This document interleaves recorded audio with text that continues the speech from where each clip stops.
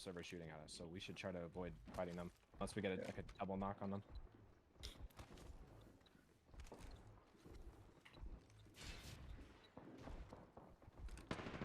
Flash again. Oh, that angle is so nerdy that I just shot him with. Holy shit.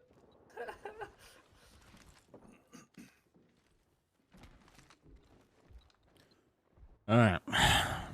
Should be back. I don't think they do as well. I don't think they do as well. They are playing Watson though, so. Sure. Yeah, that's Didn't miss much. Waiting. Maybe. They're just sitting on the staircase. Well, it doesn't pull quite as far down over here as I thought. I was thinking like maybe if it pulls down here it'd be kind of chaotic, but it could still pull out to these rocks. A triple take, man, really? Just trying to get to purple armor, but I'm gonna already 4-1, so I'm just gonna shoot people later in the game. 9-on. 1-9-0. As we look at the mini-map and we get to see that zone even more, it's difficult to tell where, as you can currently see on your screen, and how congested it is, excuse me, in Cascade Falls. Congested You have to imagine if from an overhead mark it looks that congested. Imagine what it looks like when you try and arrive. Oh yeah. It's not going to be fun. I love Luda there, by the way. He's doing exactly what I do when someone's telling me to sit in a building in ranked. I'm just like jumping around going, oh, please give me something to kill. Please give me something to do. Make this game a little tripod action. Tripods, they're on their way forward as well, right on the edge of zone, and it looks like they've had to change their decision because you can see that they're already being held out. They're going to take this time to kill a few of these nasty what's the exact term? I know it's arachnophobe if you're scared of arachnids. Is that correct? The family of spider? Is that right? You are killing some spiders, Dan. They're killing some spiders to make sure they have the resources to rotate. I mean, I hate wow, spiders, this guy said he didn't know spiders. You're an arachnophobe. That's what it is. I've only been called that once in my life, and I was very upset. But now here we are. As you're bringing back all these core memories that I never wanted to approach ever again. I try and avoid these areas of the map. Get away. Some questionable commentary today. As Tripod seem to be doing the same. They are going for a hard old flank round at the moment. They are going to be going as far around as they can to try and avoid that team that potentially was holding them out.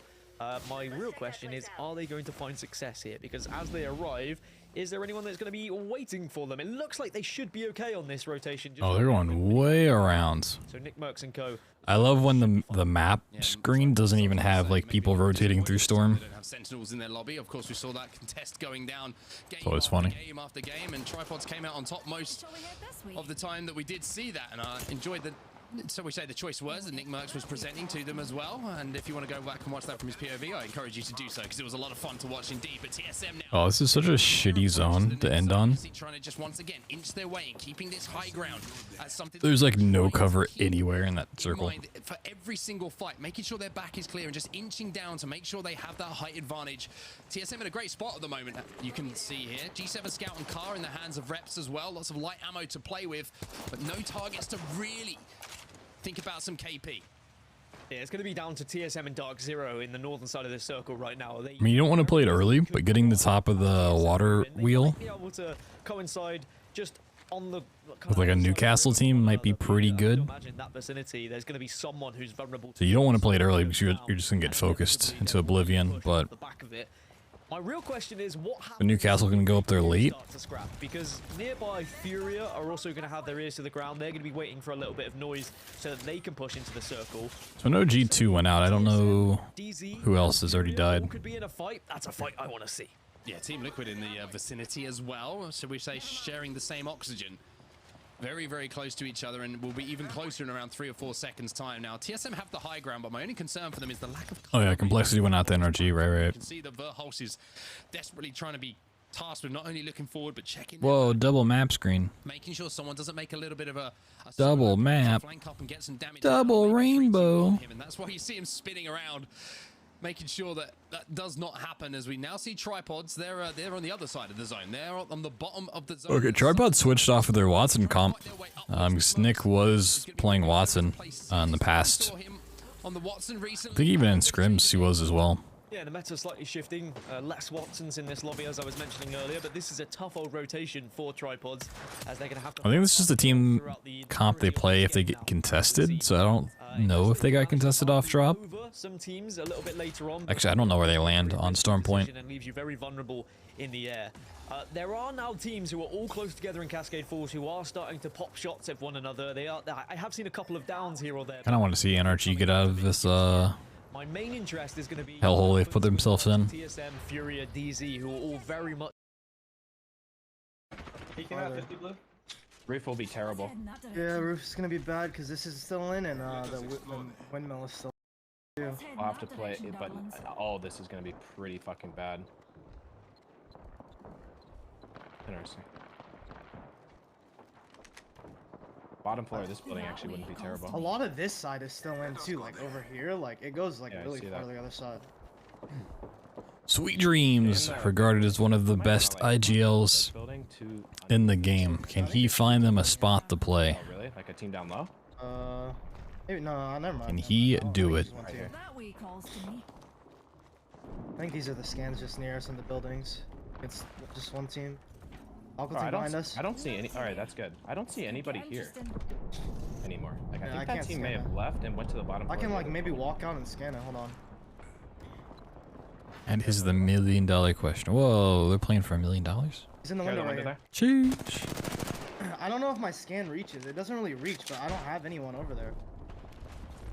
There's actually no one in that building Can I looking at take the off map. the crane or Maybe, the maybe watch for me real windmill? quick. There's no one in there. There's no one in there. In that building? Yeah, I don't know I've if there's no one in heard, there. since we've tuned in, I've heard that called Yeah, the there's windmill, no one in there, there's no one in the there. crane. We're going to. Oh, I just got repeated in the head.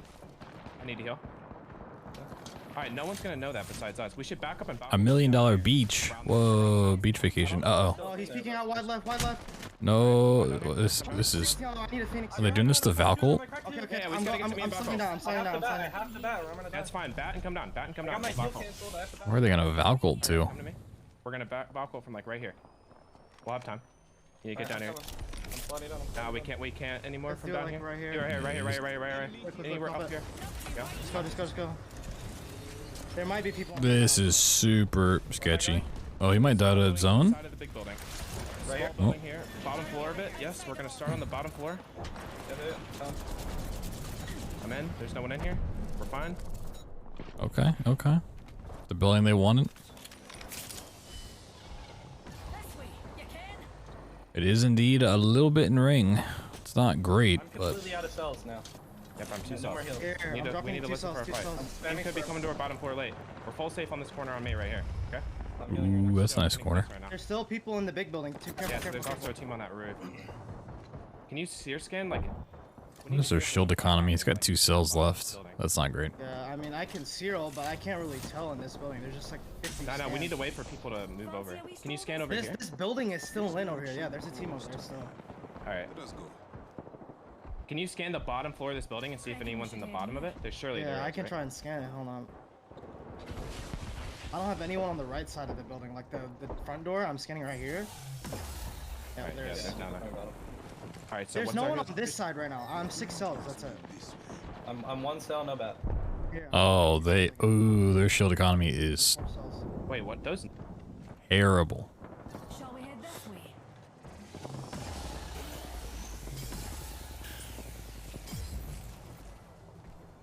Team on the backside is Valcolted. We should take space right now after this zero, but the window's looking right at us. Yeah. Fuck, literally all Yeah, of we them can in the just window are jump out. staring at us. Yeah, I mean. We need to just jump out right and fucking swing around right and play at the right side of this Shall we building. head this way? Ready? doing it Need now? to do it Yeah. now. Yeah, ready? Go now. Go now, looking. On me.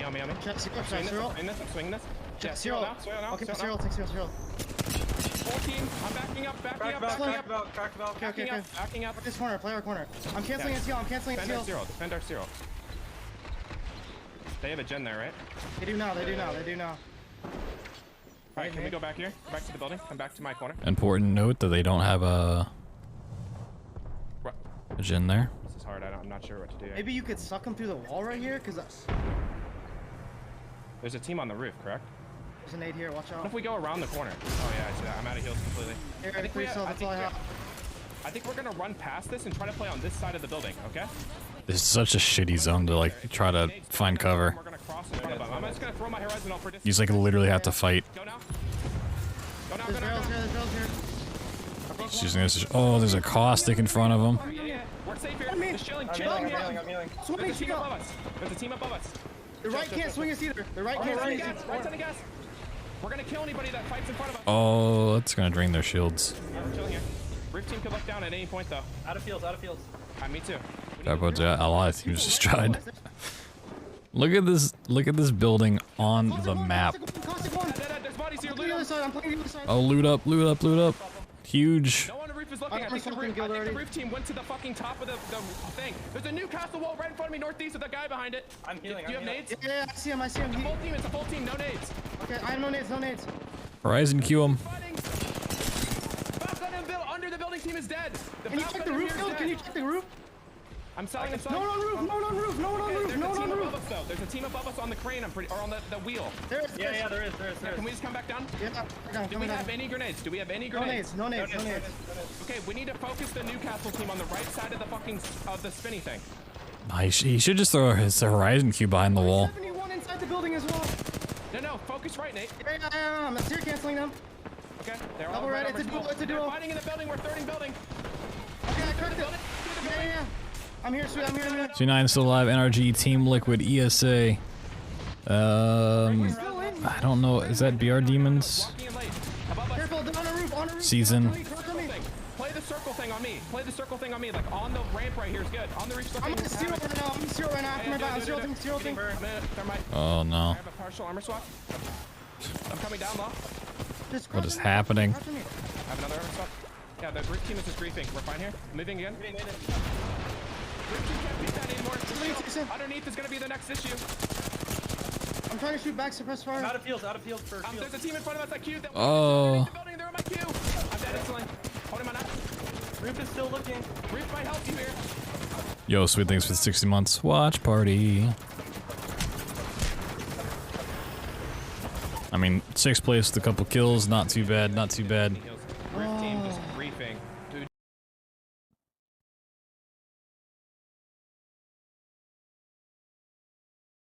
Well, NRG make it into that top 6 or 7, but they get taken out.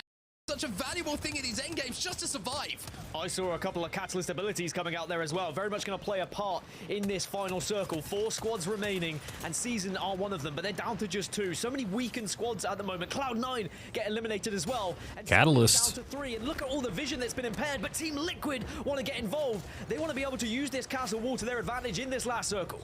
They can also isolate this duo on the right-hand side thanks to the ultimate coming in from Catalyst as well. But also, it means they could jump from behind the curtain and cause some problems here. Team Liquid might be falling down sight stakes to the sky, but he's just delaying the inevitable. Season will Oh my god, a Catalyst wins today. who move in The first match. in game number 1. Sheesh. With all due respect, nobody saw that coming. Catalyst gets a victory in the first game. That's what we wanted to see. Finally, we get on the live patch. We get to see Catalyst in action. The amount of Sheesh. Oh yeah, they are on the live. Yeah, okay. for all those teams So, made it so tough. prior to today, these match days were played on a Season 14 patch, which meant no Catalyst, none of the like weapon balances or anything. Circles in half and then just kind of jumping out surprising. Starting today, moving onwards, they're on the current patch, Plus, if you get a little or at least the Season 15 stuff build. down on the floor, trust me, you can't move through that too quickly without taking a bit of damage, and you become somewhat of a sitting duck. So an amazing performance in that in-game. Oh, I gotta get the Just as excited as you are to see Catalyst, it's almost as if rankings back up. for the patch to be moved, right? And just saying, we've got something up our sleeves for you, Catalyst. It's gonna make a difference here. Yeah, just waiting for that right that's not moment. what I And want. I think you will completely hit the nail on the head. You could very easily just sit behind that kind of Catalyst wall, right? You could just be waiting, wait for those other two teams to fight. But rather than maybe leaving it in their hands, allowing them to potentially win that fight and shield up, you be proactive about it. You go for the surprise. If Kurasuno, the newly signed team from Sign Us Please, to try and secure top 2 at the picking very up minimum. a 17-point game, Season, Esports Arena, Team Liquid, Cloud9, Tripods. A lot of people that were kind of lower on the leaderboards. In that first game as well. What did I say? 12 or 13 legends that were in play.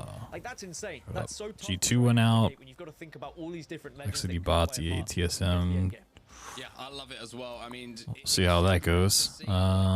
Dark Zero, 15th. as well to change something, to be a little bit unpredictable. Energy, 8th. Because I thought they got 7th. throughout the lifespan of Apex Legends, if we always Did I say 7th with 7? running something No. in a lobby What'd I say? that nobody else is, I thought I said sometimes 6th. it almost becomes overpowered just because there is no. Are these the right days? So to see Catalyst in action, November 20th, very, yeah. very interesting for sure. We'll have to see if the success, of course, does continue as we get through these games. But again, I think a lot of the early game and the middle of the game was dominated by Furia. Oh, right, because it's not. It's yeah, they get 6, but these teams had more kills. I'm dumb. Still waking up. Watson wouldn't allow them to do so, but as soon as we Still saw waking the up. team get taken down by his Watson and co. We knew full well that Furia were going to continue to play their aggressive playstyle. They were going to continue to run through this lobby, especially on Storm Point.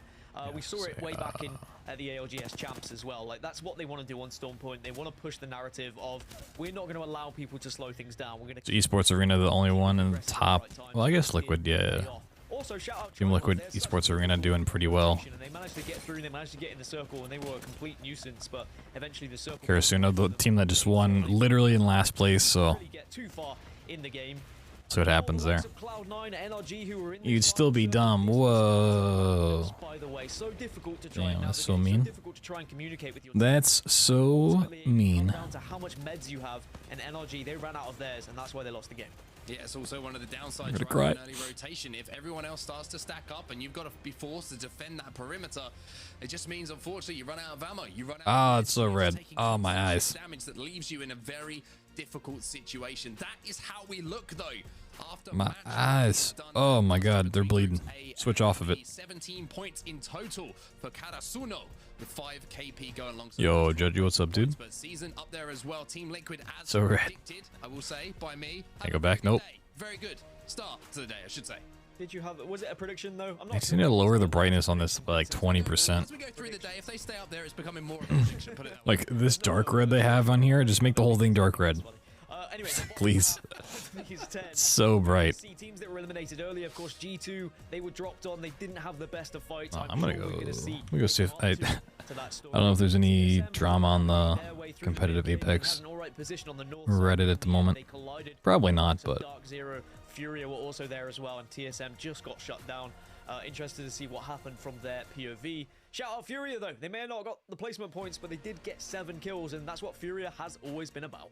And that's why they're in 7th place overall. As we look at the series results, this is your overall standings after game number 1. Karasuno on 17. the Reddit. Just in behind with 16. But Esports Arena as well, quietly going about their business, managing to rack up 13 points. But I think the biggest kind of group I'm looking at here, Dan, is 5 to 8. You have Complain about the. Sadly, they're not actually. teams we've had our eyes on.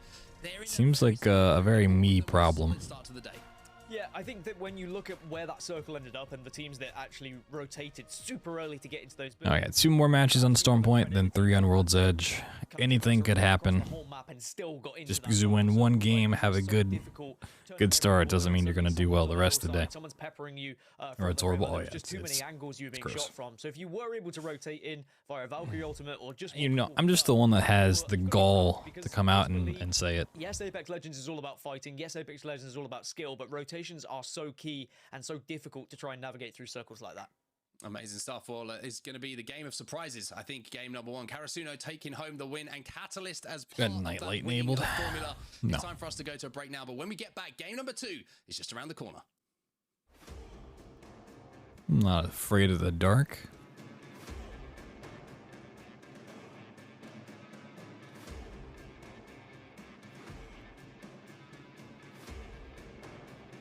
Go see what Nicewig has to say between matches, if he's got any Definitely words for him. hope to give more in the future as I work. Keep being you, bro. You are a good man. That is one of the nicest fucking messages I've ever gotten. I love you, bro, and I appreciate you. Thanks for being here for so fucking long. Okay, he's just talking to his community.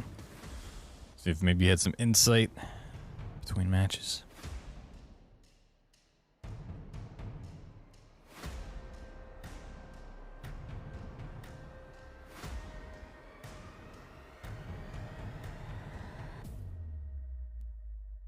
Getting flashbanged over here. Maybe my monitor is just too bright. Maybe if there's a way to like turn down my monitor brightness.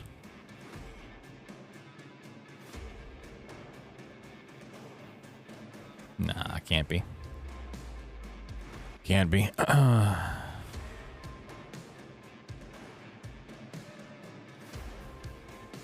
Should not adjust your brightness, yeah. I mean, you would think that.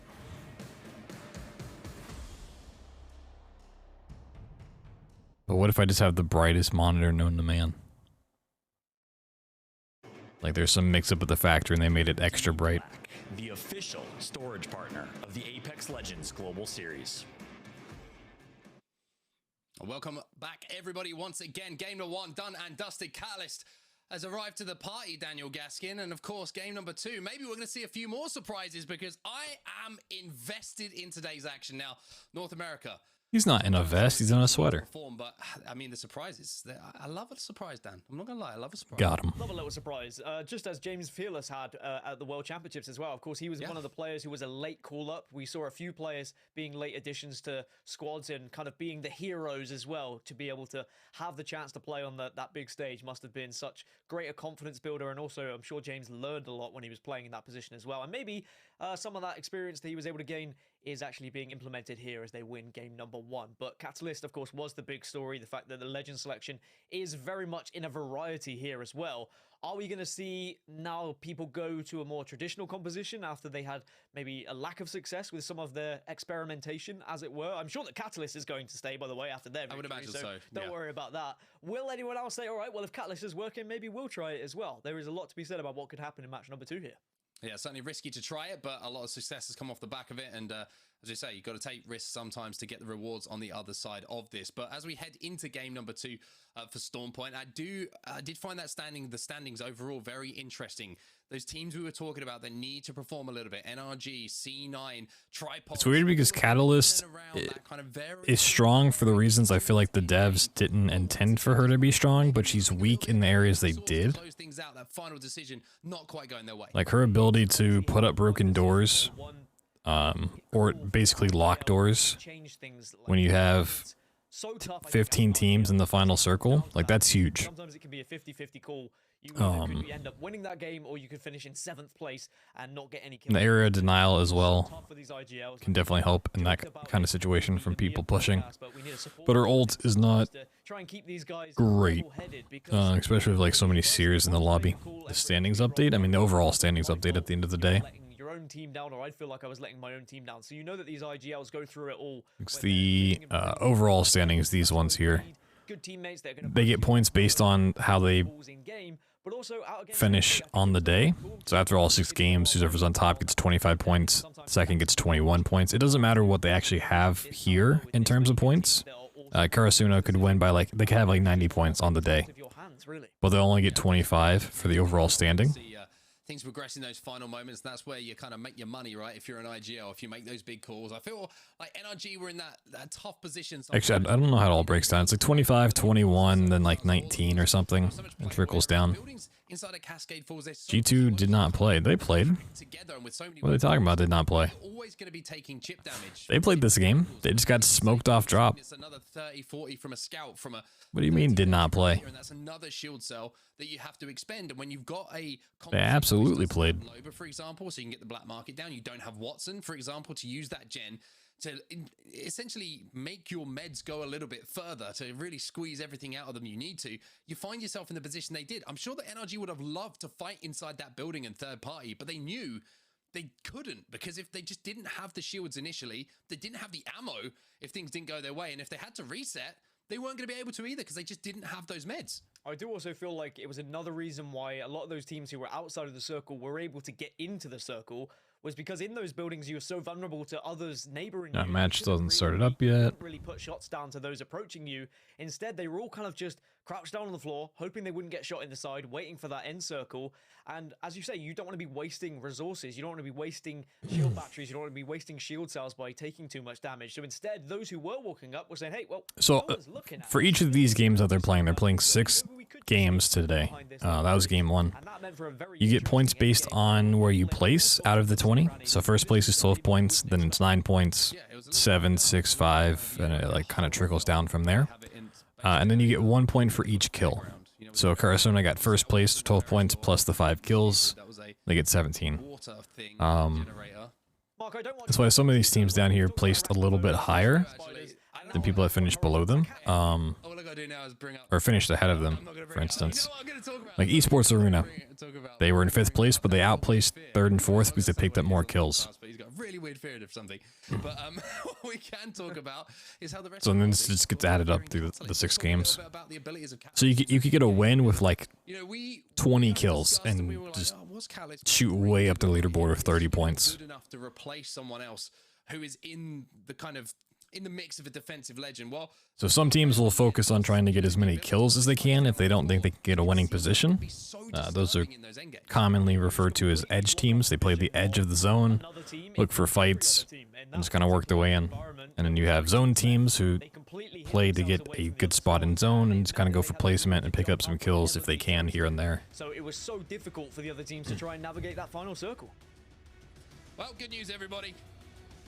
It's time for me to stop listing. Good news for you, Dan. It's good time for me to stop listing your fears to the world on broadcast. If you are, of course, listening and, you know, you sympathize with Dan a little bit, send him some love on Twitter. Yeah. You'll back him up. I'm sure there's a few people out there. I want to see the BR Demons. Well, let me know where they are on Twitter as well. Who knows? I don't know where I'm going with this. Let's bring it back to Apex Legends because we are in This update's in time. and once again, Yeah, they're contesting again. Which tripods drop? And they're still very much there for game 2. Yeah, I think that we are going to see potentially another contest. G2 are going to be fighting once. I don't even see them. It's already happening on your screen down at the bottom side. Oh, they're on Launchpad? I got it. Yeah, SSG's not in the lobby, so that makes sense. I want to see BR Demons. Show me BR Demons. It's going to be another opportunity for them to win. So dumb.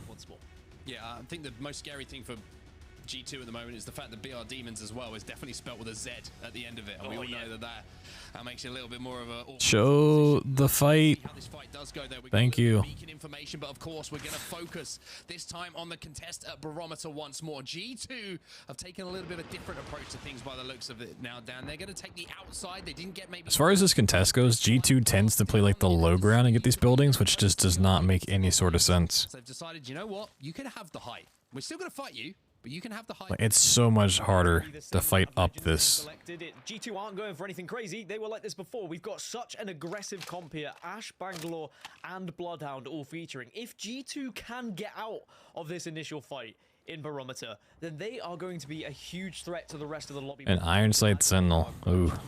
Love to see it. Oh, Wingman. Where teams are going to be getting kills, and then Bloodhound, of course, to get those scans and get you in those fights as quick as possible. BR Demons, though, have got the height advantage here, and regardless of the scans that are coming in from Bloodhound at the moment, they'll be more than happy chilling up here. The only thing is, if this fight is lasting too long, it's just going to ruin the game for BR Demons. They want to get rotating. They want to be moving and grooving. They don't want to have to be worrying about a team right now.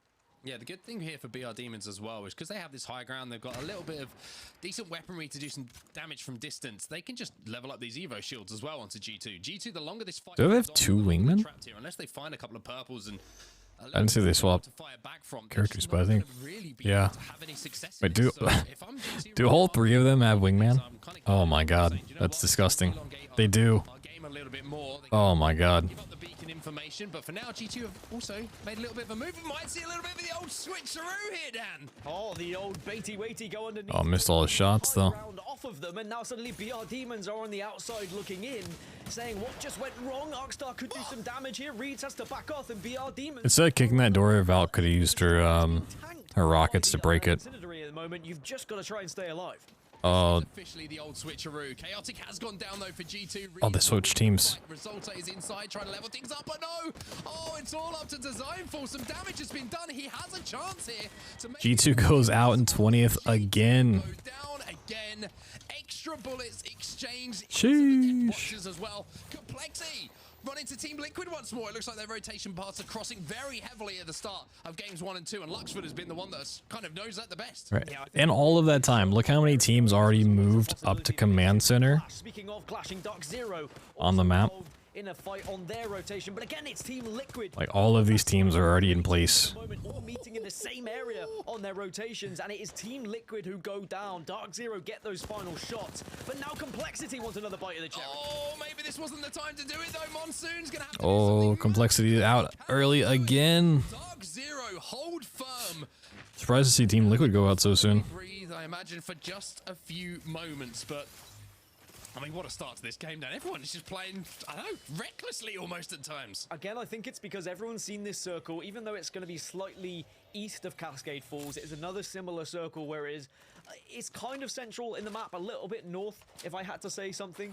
They're not showing the next ring, but I would have to assume people hitting Beacon realize it's over here. And there was an absolute collapse in the same area from everyone on their rotations, and It'd be insane if this pulled away from them at this point. At the same time, and that's always going to be a possibility as well. You can't. A lot of these teams had beacons.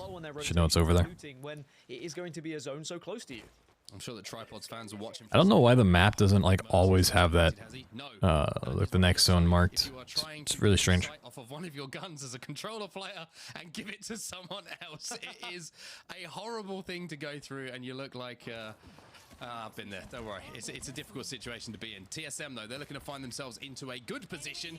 A little bit different from what we saw in that game number 1, where it did feel like. It's like they have beacon knowledge, but the map doesn't have it. Position to what we saw last time. Obviously, For whatever reason. Moving the way it has, it's a little bit more room for them to play with. But overlooking Cascade Falls now, they might be able to isolate someone here. Good shots coming in from Reps, but just missing a few with this scout. Flesh damage is going to be enough, maybe, to get that knock. It looks like that player has escaped for now. Yeah, very similar position to what TSM should be NRG down the hill. Previous game where they're on the northern side, they've got the height, but this time the circle's a little bit better for them. So you'd imagine they're going to be far more comfortable and aren't going to have to force any more of a rotation. They could stay where they are and be comfortable for quite some time, potentially picking up some KP. And as long as they've got the high ground over these other teams, I think they're going to be more than happy with their current rotation. But at the same time, if they know this circle like others do, they might go for a building a little bit more central. They might try and get closer to command center because everyone seems to be doing that. There's a massive... I want to see how far over this pulls. All trying to force this POI. Yeah, and something we should talk about as well is TSM kind of tinks. So it definitely pulls up and to the right. Composition so much, but Okay, the map on this screen has it. now, which I've got to be honest, I like. Because the fact that he can be that's aggressive, a storm he can be that catcher. fragger that we know, we've talked about Imperial Helm, what he can do with a mouse and keyboard or a controller as he finds himself on these days, but he's so good at finding those situations where he can create entry damage, and if you're on Horizon you can obviously do that a little bit more easily, but We'll see what this pulls. I'm not entirely sure.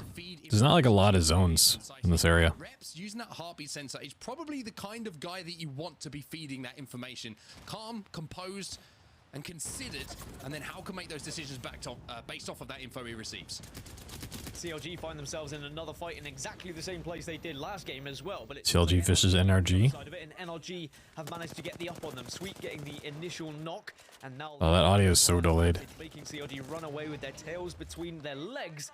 And I don't think NRG are going to get too desperate for these kills, although they may be forced to because there's another team joining this, and NRG might just have to chase it so they can stay alive. Well, Mamba is down. I'm not sure if he's in position to get res. He looks like he's outside of that tunnel, so it's looking like that could be the end of his game. NRG want to push this, and I'm not surprised either. This is 3v2, and if they have any kind of opportunity to put free KP on the board, you would expect NRG, with the talent they have, to be able to wipe this CLG team very, very quickly.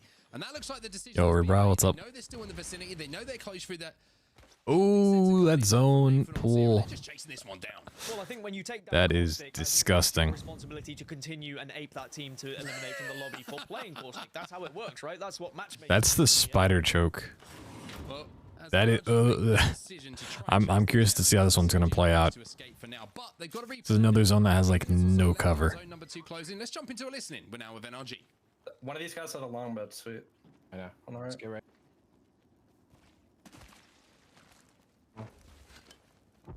Back ammo. Anyone have a syringe that can drop me? I have 2 medkits. Yeah, I have 4. I can drop you 2. Well, I'll just drop you 1 if you only want 1. Alright, look at the zone shift. We should move back up into Cascades and play from here. Bet. Head in that direction. Alright, we don't want to die making the exact same rotation though, so let's scout it out properly. To my left, To our full- left, to no, our it's the left, duo, left. it's the duo, it's the duo, let's kill them. Can we walk out this way and try to kill them? Yeah. I want this KP. Chase They're gonna try to balcony most likely here pretty soon. They're hard hugging the mountain. They're going not left, going to be able to they're get going away here. They're not going to be able to try to get their bubble early. I'm getting shot in the back. I got the bubble down. The Valk is Oh, bubble comes out. He's looking for a Horizon ult. Okay, 60 on the cross. 100 on her. 1 HP Valk. Literally one. Literally one. She will not have time to stop healing. Or to stop to heal. Push this. I don't know where the Gibby is. He's gonna be above. Gibby's gonna be top left at the wall. We need to focus the Valk. She's gonna be down in the water. She's over here. She's gonna be hugging that mountain, running left along my orange ping.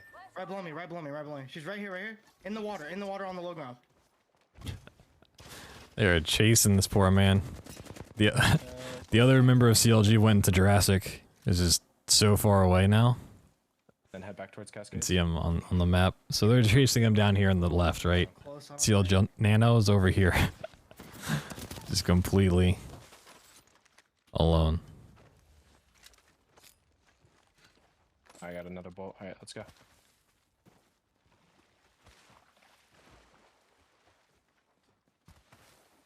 Well, back into the game, Dan. NRG are finally getting some results for the chase that seems to start quite a long time ago and then resumed. It was almost like an early 90s cartoon sketch for a few moments there. It was. Trying to see who gets beacon info here. Secure those kills. Nano did survive though, and Nano actually probably can come back. There's not really anyone playing crypto, so unless they're hard camping a beacon, they're not gonna get it. Oh, Nano might get the res. He might be able to grab banner. You can see him sneaking back around for it. They are so far out of this zone, and when they come back to where they originally I don't know, is he gonna res in Jurassic? So this is not going to be comfortable for NRG now. They're going to have to take a fight if they want to get in the same position that they were residing in previously. You've got to expect to take. Want to watch NRG's rotate in. Keep running the same exact route here. They got TSM to their left, they got Seasons to their right. We're gonna need Sealed against these bank smokes. Not close yet. Scan inside Cascades, make sure we're not running into a team. Yeah, I am. We could be very easily running into a team though, like on the Up far side. top on this building, on my ping. Yeah. Cascade. Okay. Outside Cascades. I'm looking to see what this bank team's doing. I don't think they're running towards us. Let's show presence in the Cascades building, just so that team knows we're here. We're on 100. They know now. 100 Thieves? Nah, I've never rooted for 100 Thieves. I have control. Alright, I'm gonna come up with you. My go-to pick is FaZe. Alright, we're just chilling around. They're not playing today. They play next week.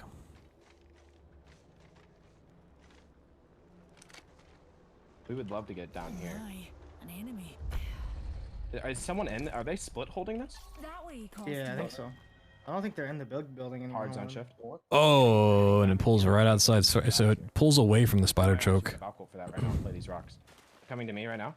And plays that small building just to the side of Stormcatcher. Oh boy. Oh boy. The bank smoked the building. That is Right now. There's a team there though. They just left these buildings. Come with me. Take these close buildings. Okay. that is so awful. And it's awful because Stormcatcher's not really going to be in. It's like on this next zone, there's so much space open, but none of this is all like a giant hill. No one in these buildings? There's like no cover at all. And the only playable spot is like this building that's already taken. Heavily held here.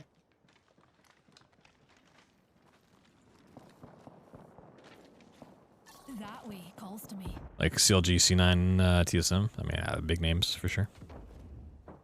Previously, I rooted for C9 when Abralele was still with them. But moved on the phase of Snipe Down and Slurpee G. Gonna play for something in the choke, okay? Because no one will be able to direct. Blame your League of Legends days. I mean, yeah. Getting held, so we're just gonna land. A lot of times you're like, oh, you know, I liked TSM in League of Legends, so when I go watch something else, it's like, all right, I guess I'll root for TSM now, sort of thing. It makes sense. He res like on the high ground over there. Yeah, let's about. For me, it's more like I root for individual players more so than the teams.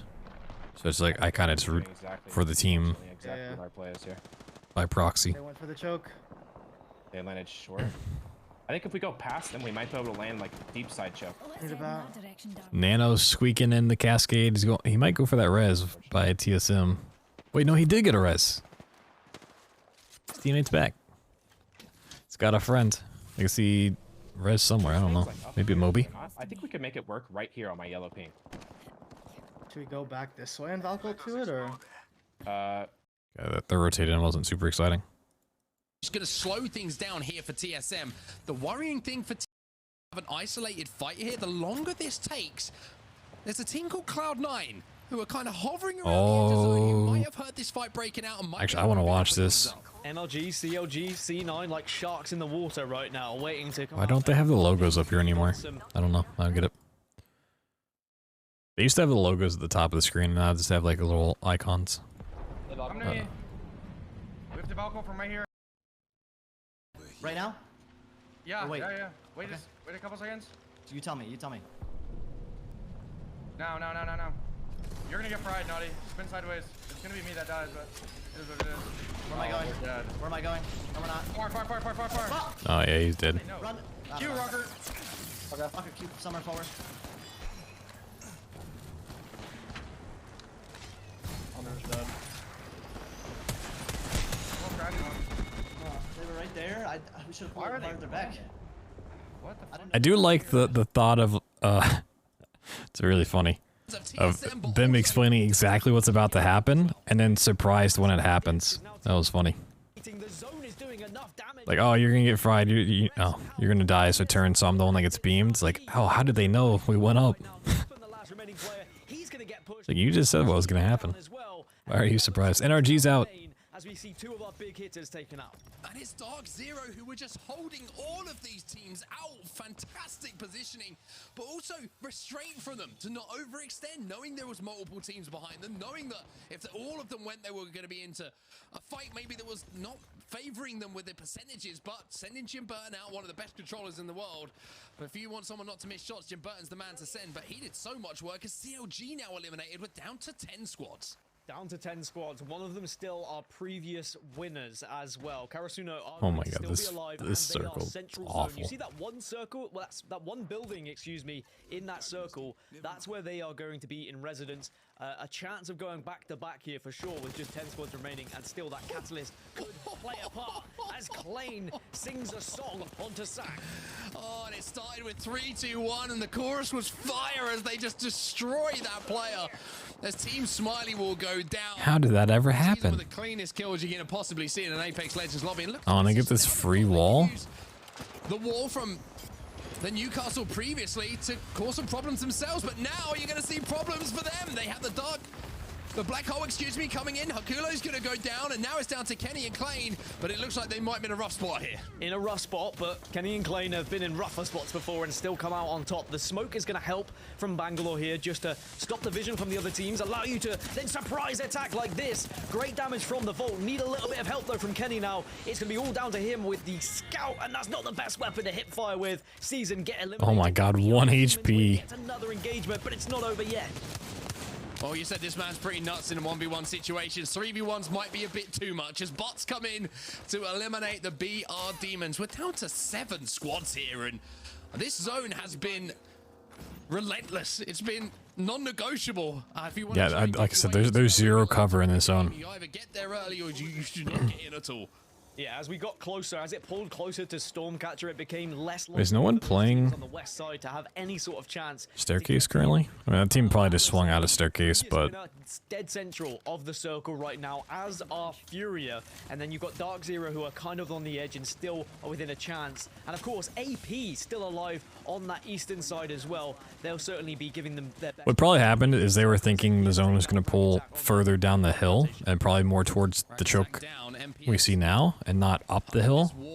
That's why they placed their wall that way. Do what they can just to try and force their way in. They do have Valkyrie, of course, so Shubi might be able to send them. My favorite Legend's Horizon.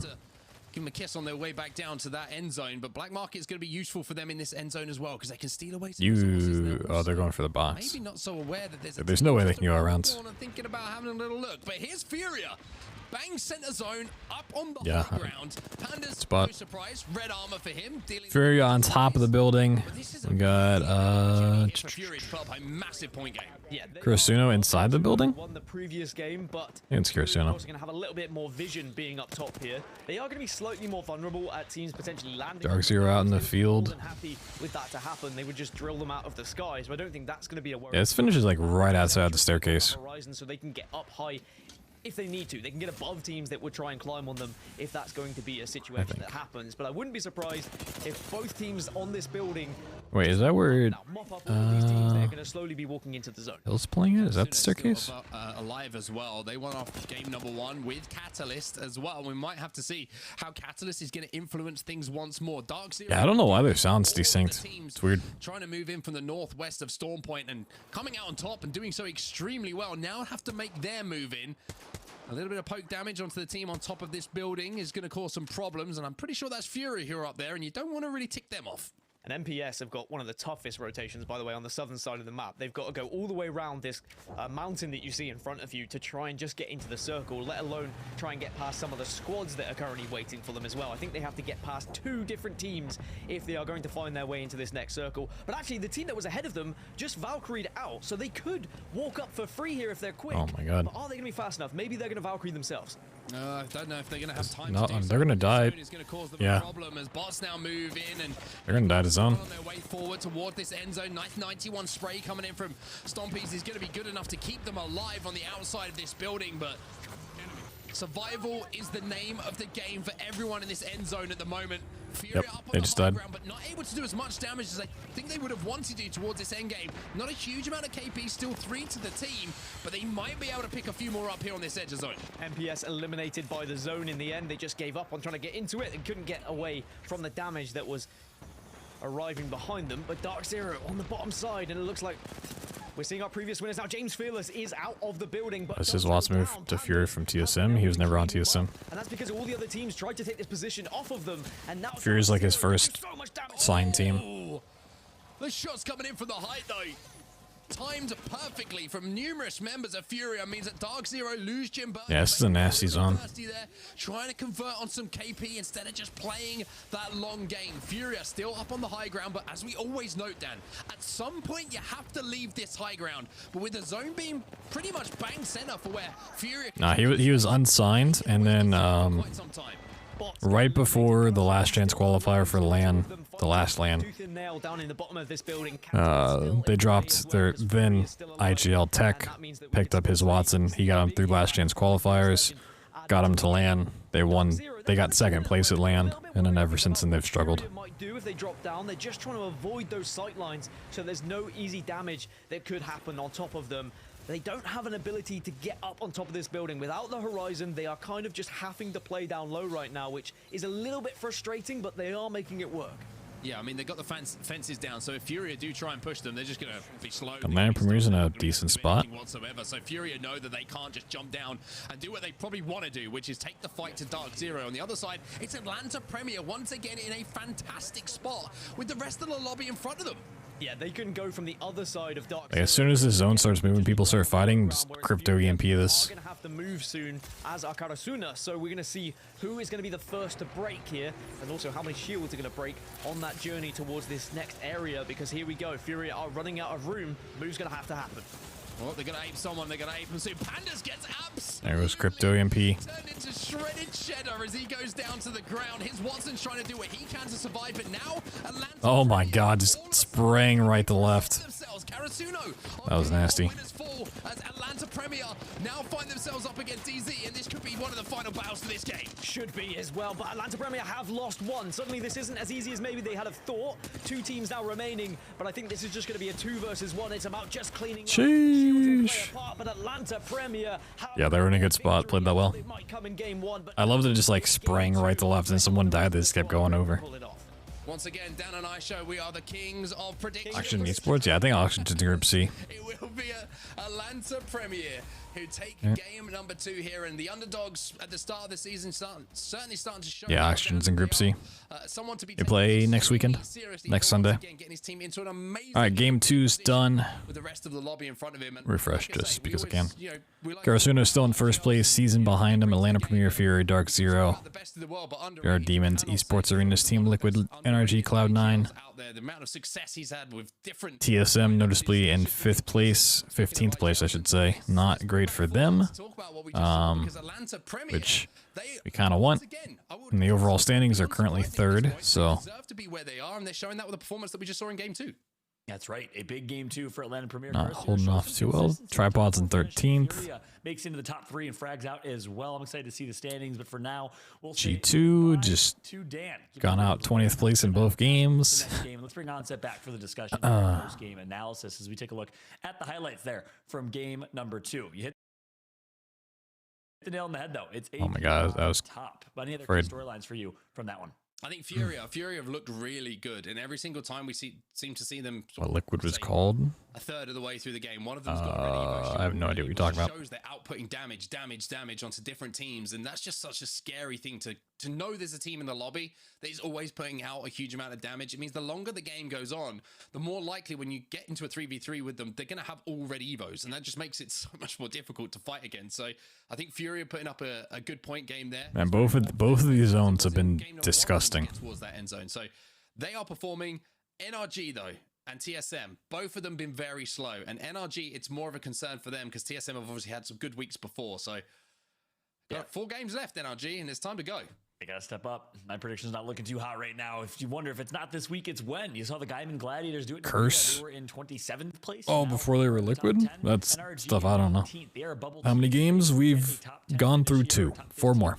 1 more Storm Point, 3 more World's Edge. Of the overall 30 teams as a result. But yeah, you're spot on Fury. I like that call. And it's actually really interesting seeing the statistic page that we had on them because they were abysmal, to say the least, in most statistical categories. Average placement, average abysmal, etc. But the one category that they were top 5 in was damage done per game. They're still putting in the damage, hence why their ability to level up Evo shields to get themselves the resources that they need. They changed liquid. Interesting. On that damage and ultimately convert that damage into a late game finish has been struggling. As we take a look here at BR Demons once again beating G2 in the early game fight. Yeah, one thing I've enjoyed seeing on Storm Point, and even these highlights have the audio desync. I love the ego, Chal. You know me. I'd be going back if I was G2 for game number 3 as well, saying, okay, you won it twice. Let's see what you can do on this one. But it's so frustrating as well. I'm sure G2 are furious right now. Quite simply, they have had 2 games where they expect to be able to drop over at Barometer, and things don't go their way twice. And almost for a second, we saw the old. I mentioned it. We saw the old switcheroo. It looked like G2 had got the high ground, but then something just didn't add up for them. And BR Demons not only won that fight, but you can see here Reeds with that bow checks continued to cause some problems for the lobby. But the way that you would think that, but that's how like the command center works for all the POVs. There's also through like spectator. All trying to move in was absolutely so it's like doesn't really make sense. I think it's like something on their production side. In those fights to collect KP, but not give up the position and not put themselves at disadvantage was masterful. Yeah, agreed. You saw right there, TSM out in 13th, NRG in 12th. Early exits for them, which you highlighted. And the VR Demons, here's a moment, obviously they picked up quite a few kills, but they got taken out. MPS, it's the team that died the zone. Really interesting situation. You had Fury on high ground. You thought they were in a good position to win the game. And you had a bunch of teams that were going to be basically running against the Storm, backs against the wall. It was Atlanta Premier was able to kind of avoid that crazy fight that ended up getting the win. They could have made it around. They just thought they had a team holding them out. The winners of game number 1. And the team left. In that final fight, they got some decent rooting for them from now on. Sarah Tricky managed to get ahead of everyone for just a few seconds, but with the damage being done and the position that Atlanta Premier had with all the other teams in front of them, knowing they had to leave that building, it was just a matter of patience for them, and the patience paid off. Oh, it's so red. Oh, I got my eyes. 17 points overall, 5 kills in that end game, 12 points for placements. Atlanta Premier once again showing bucket crabbing. That's right. It's an interesting term. Even distribution of points all the way through 6th place with MPS also picking up 8. You see Karasuno showing some consistency, back-to-back wins. Look, that big roster change for them. They were formerly signed us, please, had synced on the team and didn't find. I think the most common terms is gatekeeping. A long time. Synced and Wicked broken up as a duo, and now Karasuno with the new team name, new third, looking very, very good. NRG gets 5 kill points, not the placement that they would have wanted.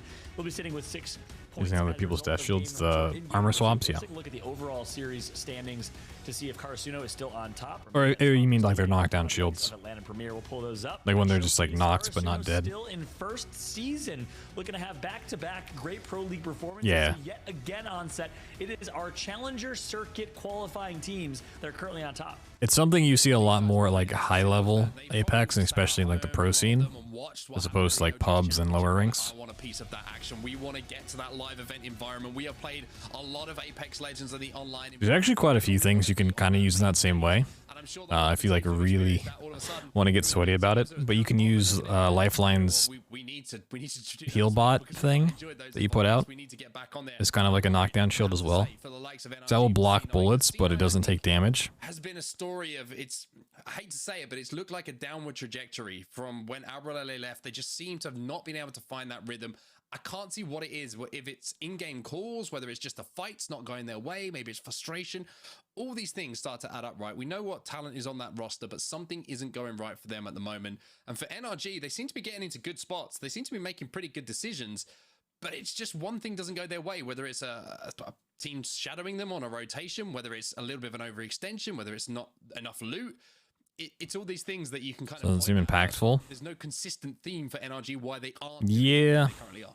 Yeah, they're both teams are going to be under a magnifying glass going into games. It's just like really her ult needs a rework.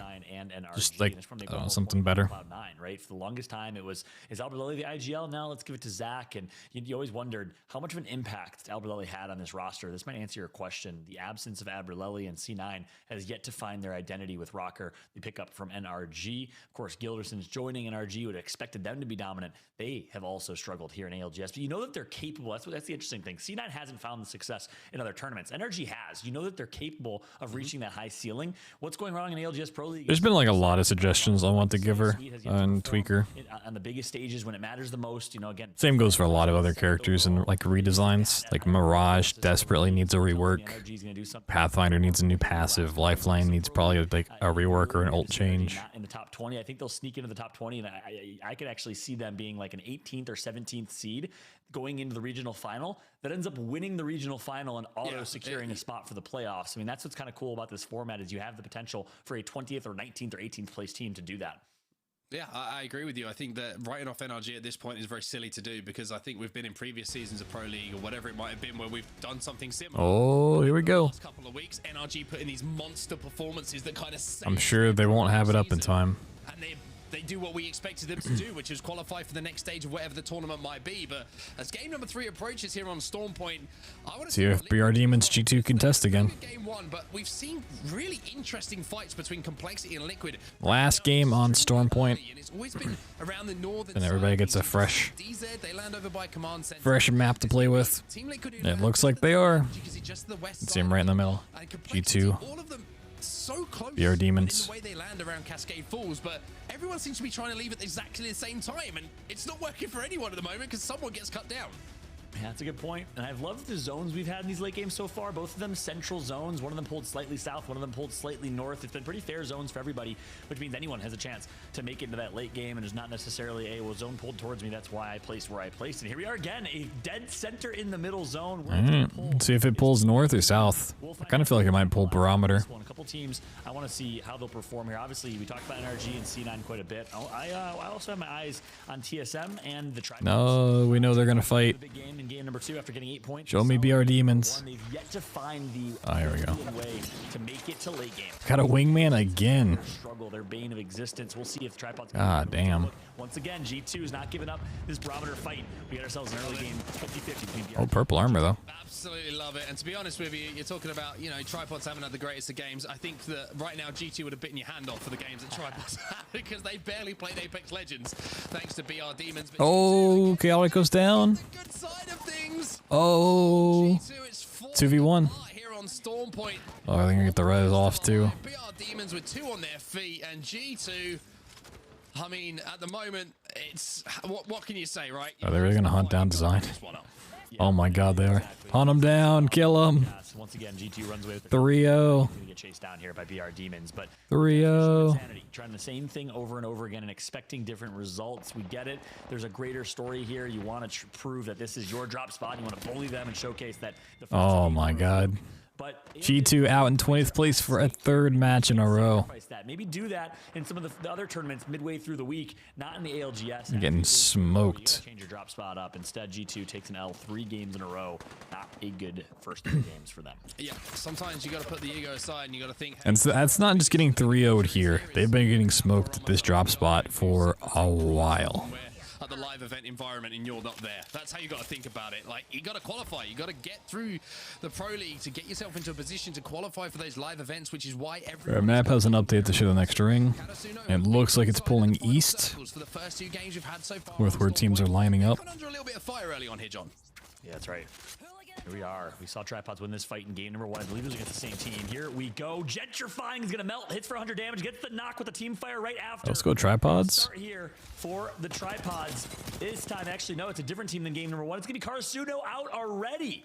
There you have it. The Tripods showcasing their early fighting game potential. I was watching. If you want an underdog, Tripods is definitely one to root for. By the way, but they showcased the Tripods that they can win any 3v3 fight. They dominated C9 in fights, and they're now coached by G Dolphin. Speaking of C9, they find themselves in an early skirmish. Oh, wall bounce. Sheesh. As well. That was kind of nasty. With attackers, by the way, a little wall bounce just to make himself a little bit of a problem. Love that from him, showing a little bit of pizzazz on his way to taking down Team Liquid. But like you mentioned, Team Liquid gone down again, and that's just due to the amount of congestion that seems to be happening on the. It's definitely an eastern pool. Different teams, and I wonder if it's. Is this gonna finish outside the little no-name houses at the bottom of the hill? They like to get to zone quickly. They like to set up, but the way that things are going at the moment, they're just being. This is also kind of a gross zone, but there's at least like verticality to play here. If that's physically possible for them to do, or just delay. There should be a little bit more fun. Teams get ahead of you and then come in for that third-party opportunity. NRG now, they're in a fight, but you can see that they did have one. NRG killing up Dark Zero. DZ, who are again involved, and now you see Gilderson's moving in with that car, shredding some shields, but Dark Zero, who have been impressive, they get destroyed by NRG, but here comes TSM. TSM with the third party. NRG got the res, so they have 3 members alive, but TSM is going to shut them down. Reps is going to take out 1. Oh my god. Like the NRG is out. It's the who's who of Apex getting eliminated early here. You have Team Liquid, you have Dark Zero, you have Karasuno, your first place team, and in the end, TSM reigns superior in the third party building, which is, by the way, what I call this building. Every superior. Apex you watch, this building is Go TSM, no, boo. You never want to fight here because boo. it's so central, so easily accessible for main POIs that you know teams NRG again, yeah. coming all the way from wall Hate to see that. are still going to enable the third party, and then the last team of the fight really always wins in this scenario. Bacon soup. Hey, look, who is it again? It's DZ, it's NRG, it's Liquid, and TSM coming this time. They are the last alive. And like you mentioned, even though TSM land over at the wall, the fact that it's, I keep talking about the geometry of this map, that it is high to low. It's a little bit different if you're moving from the bottom up that distance, but if you're sliding down that hill, we know how quickly you can get from A to B if you're hitting those slides and you're using this geometry. So TSM using the audio cues given to them, seeing the knocks in the kill feed to know that there was a third party opportunity, hitting those slides, getting down that hill as quickly as possible, and that will be NRG out again. And now for me, alarm bells are starting to ring. That's right. AP find themselves in a position potentially go back to back, and what a position, what an opportunity with Karasuno in first place, currently out of this lobby. That opens up the door for them to take that first place spot going into World's Edge. A lot of us talked about AP. Dan highlighted them and his team to watch. I called them to be a top 3 team, top 4 team in the prediction as well. Well, guess what? Mine's your Titanfall 2. I mean, it's the same devs. Team to watch this ALGS Pro League. It's Source Engine. The Mexican-American 17-year-old gets picked up by this squad controller player alongside Hill and Crook. You talked about Hill as one of those underrated IGLs we have in Apex. I gotta completely agree with you. I mean, he was on the Torrent roster. Yeah. He's no longer playing with. That might be why. Yeah, I mean, it's Apex or it's Titanfall without the wall running and like double jumps. A lot of people have not necessarily put the and respect Titans, obviously. that he deserves, and here we are now with him on top as one of the best IGLs here in North America, proving it in the LGS Pro League. That's why it's like so much fun. I think the thing that's most impressive about Hill as well is he does You can do some really fun stuff. different compositions. It's not usually a duo or, you know, another team. It always seems like it's something fresh. And I think when you're doing that and you're Should add a Titan game mode. to take different players to this kind of level, then so like you say, show some respect to that man indeed. But Tripods now, they're right on edge of zone. Look, I love Titanfall. I played a lot of Titanfall 1, Titanfall 2. If you were to list those 5 squads, you'd be surprised to see The Titan mechanic was like my least favorite part. If you had a trophy cabinet, they'd have the most silverware in them, those 5 teams that have been eliminated. But Tripods at the moment playing hard edge, and I'm interested to see the change up as well in the composition. I like the fact that Nick It's the gun position. Yeah, it could also be that too. I mean, a lot of these guns are he's gonna have a little bit more like copy and pasted from Titanfall. It's given like a different name. Like, I think the R301 in this is the R401 As a result, in like I mentioned Titanfall. earlier, the fact that they did such a good job fighting teams and playing edge in the Shiv series and a couple other tournaments, I guarantee that was a conversation with their. Kind of want to watch tripods. You need to embrace being an edge fighting team. Find your identity as a squad, and for the tripods, well, you have D.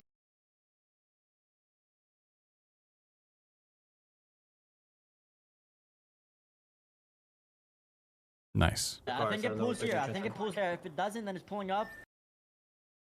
Walk in on this side. I think it'll pull towards us, so. Deeds, you fucking stay there. You watch this horn wrap. I'm just trying to get my damage.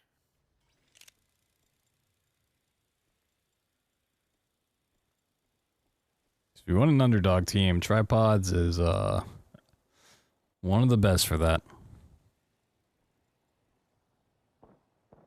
Be careful on there, Nick.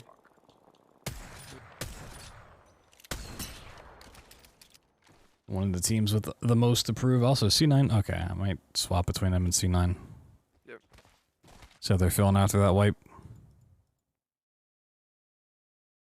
Just agree. It's like that. Anyone want a Phoenix kit? I have 2 Actually, I makes. kind of need it for flesh health. Never mind. Just hold, yeah, just have it. You don't need ammo. Just put like remember your little stack, like your area. We of just do, shit that you because there's need. another Loba team. Hey, yeah, that's true. We're not very close to them though. Very calm.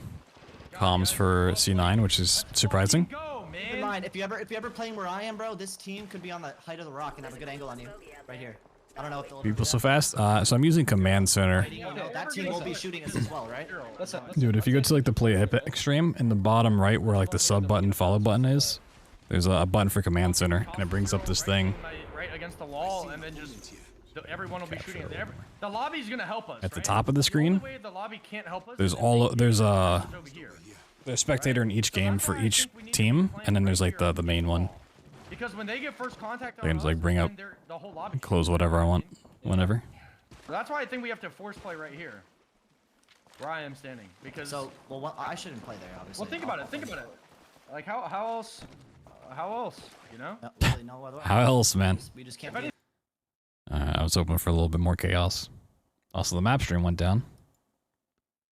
Make their next move even more difficult. Is it going to be a decision to openings in front of them in that fence? And also, they've got a few beams coming through the wall as well, and those ones are particularly piping hot from that charge rifle. And John, like I mentioned earlier, I feel like I have to admit it every single time. By the way, it's like a dirty secret. It's like I've started using the charge rifle a lot in ranked, and it's still that gun. Just saying, still that gun. It really is. You can nerf it as many times as you want, but any gun that is hit scan, literally you point, click, and instantly the bullet travels, is going to be a dominant gun, especially in Apex with every other gun. Having bullet drop, etc. It is dominant, and it feels like World War III is happening. Like there's an earthquake live on my screen every time I'm getting hit by a charge rifle. I'll get hit for 7 damage, and I feel like I just got melted for 180. Yeah, I hit a lot of 7 damages as well. I'll say when I'm using it. But for now, we're going to see Esports Arena continue this path forward. And you can hear the audio cues in front of them and the knocks. I think they think there might be an opportunity to actually push through this door on third party. There's the Cyril as well. So the indication is now to move in. Even though bots... Oh, the audio delay. Here, you can see that ESA want to come in and third party this. They will be able to just about get their teammate into a position to res. But also, that's going to get cancelled by the CQ. So this might be the opportunity for ESA to move in. Not only to get safe, but maybe pick up KP2. That's right. Stop is currently knocked. Not able to get the revive. Bots goes out. Knockdown as well, and ESA is going to capitalize. Bots are map's back. eliminated to the hands of BR Demons and ESA. Yeah, this pulls like right to the front door of this like tiny house downhill down here. BR Demons, we know they like to fly, and ESA now says, how about this? The prey will become the predator, and they're going to be pushing lower antenna for some kills on BR Demons, who's running away right now. Well, this is a tough gauntlet. I think Dan can kind of gave the comparison of the gauntlet on Gladiators, right? Where you're running through one Gladiator after the other. That's one team after the other. And ESA might come out of this one with some bruises, but they might come out of it with a pretty decent placement if they manage to force their way through all of these teams that are in front of them. 71 spray, make it a little bit more. It's going to be Phony Head who's doing a huge amount of damage, and as they're doing this damage on this crazy rotation, I want to jump into a listening with them right now. Open it. Over here. One kid over here. Yes. Oh, he's on there. Go for it. He's cutting left. He's on his left door. He's in a queue. He jogged. Don't die from the side. Do not die from the side. That's all you, Luda. 40. Tag them. How's that not hitting? He's still behind the tree. They're taking the zip behind you. They're taking the zip behind you. Alright, we should not. They're minding the door. Is it give 18? We can't get to it. Luda, you need to like help us on our cross. This kid's griefing us. He's gonna grief you from the back cap. We just need to beam this kid, and then we can cross. Watch out for that Gibby team, Luda. We could kill this kid. It's just... Could I just get... The other team pulled up. Just dip. You could go by yourself then, no? Yeah, I can. Me and him could Valco. Play right there for a little bit. This kid's gonna have to cross. M20. 90. We need a Valco, me and you. Nah, they got him. And out goes a BR Demons. Where they at? They left. Still 13 squads left. No, he's pushing you. We need to kill them. I almost cracked the Gibby. They're running back. There's a Gibby team. Okay, I'm holding height. Yeah. I think TSM went out at some point that I missed. Not seeing them on the map anymore. Tripods. Pretty good spot on the east side of zone. The gauntlet is being run by them at the moment. They're doing so much. No, okay, TSM's the top. Yeah, okay, they're still there. That they hoped for from this push. Yeah, that's right. I didn't see their name. Damage. They're leveling up their Evo shields, but notice the impact that Luda has, and I actually love that listening. They have a hard push in. Be the kind of sole IGL of this team. It clearly is still phony. Well, where's my mouse? Luda to do exactly that, to be a little more free.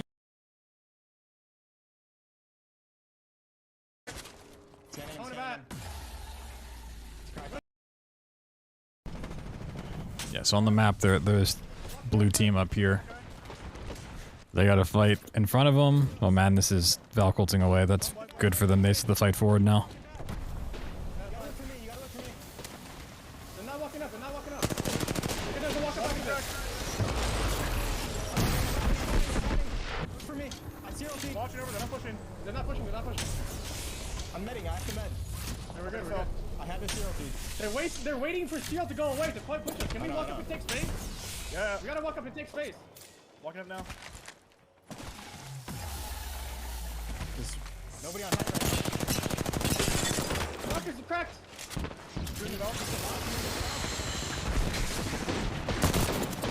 I'm getting shot from behind.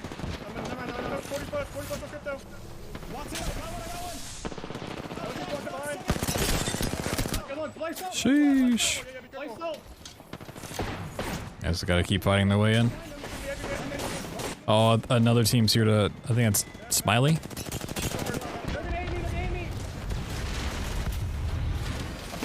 Nice Newcastle wall. Oh, he might just beam him though. Oh, Verhulst goes down. Reps is weak. He gets a bat off though. Oh my god. There's no shot they won this.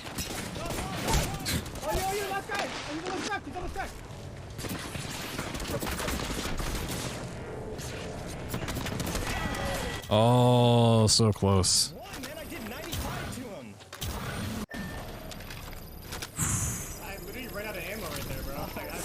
Damn. They almost won that too. Hal made insane plays, but Long and Gambit alongside Blake are gonna do it with the third party. They barely sneak out of that. Well, And peace. that is a revived dance that I'm sure that Team Smiley are going to be very happy with. I mean, they had like no right of winning against two teams there. Well, they almost did it. And they've all got red Evos once again. Yeah, that's right. The damage has been done. Tricky though. Oh my goodness. Got absolutely beamed to the hands of CLG's Mamba. We're going to be down one. All up to Watson and Panders. As a team of two, they've been here before. Panders going to get knocked for all of his Evo shield. Another team across the way going to tag them up. So they're going to have to let Zeratricky go. No, actually, Watson's trying to sneak a revive. Very interesting here. I said they're all dressed in red. They're all looking great. They've been outputting damage. Well, they could have had a rainbow-colored Evo shield, and they still would have been in trouble there. As we're going to see now, Mamba move in with Catalyst, try and cut this map in half, deny all of those lines of sight with the Dark Veil going down. Oh my god. Furia might be out of things though, as they made their cross. Furia eliminated CLG, disposing of them in 11th place. That's it. We see our second catalyst of the day here. Karasuna shows, hey, it's possible. And Mamba says, you know what? Let me take a page out of that book real quick. Runs Catalyst as well. Great placed ult and the ability for Catalyst to dip in and out of that wall. Oh, they have a Moby. Go for the full reset. Allows that to pull into 3 kills on the hands of Furia. But now Mamba and Nano will be down as a team of 2. No ultimate for the Catalyst either. They're going to get the banner and try and see if they can get their teammate back in this one. But so many teams they definitely got to reset. Remaining, they're gonna get the revive. We'll see if they can officially get it off. But Gibby Bubble's gonna help. Gibby and Catalyst on one team on center. You kidding me? I was gonna say, I kind of like it. I kind of like it. I'm not gonna lie. All of a sudden, everything that you're like, why are they running this comp? And then they kind of show you why in 3 seconds, right? They get the respawn. Tripod's in a good spot. ESA's in a good spot. I don't know how much cover is in those areas, but as Complexity look to hold them out. C9 still in the lobby. It will be Complexity combining with a couple of. So a little check around. Little vibe check. Oop, not clip. Come on. Yep. Once zone closes, we can play on this waterfall. We can play underneath the waterfall. Over They're here, not in that rock. No, I'm in here, but it's the bad spot though, probably. Alright. 5 teams, 5 full squads. Yep. Come on, baby. Let's go. We need to force this team. Where are they in at, G? They'll be in. They'll be in over there. They gotta be in over here. Our back's good. Our back's good. Our back's good. They'll be in on this rock, dude. They'll be in on this rock.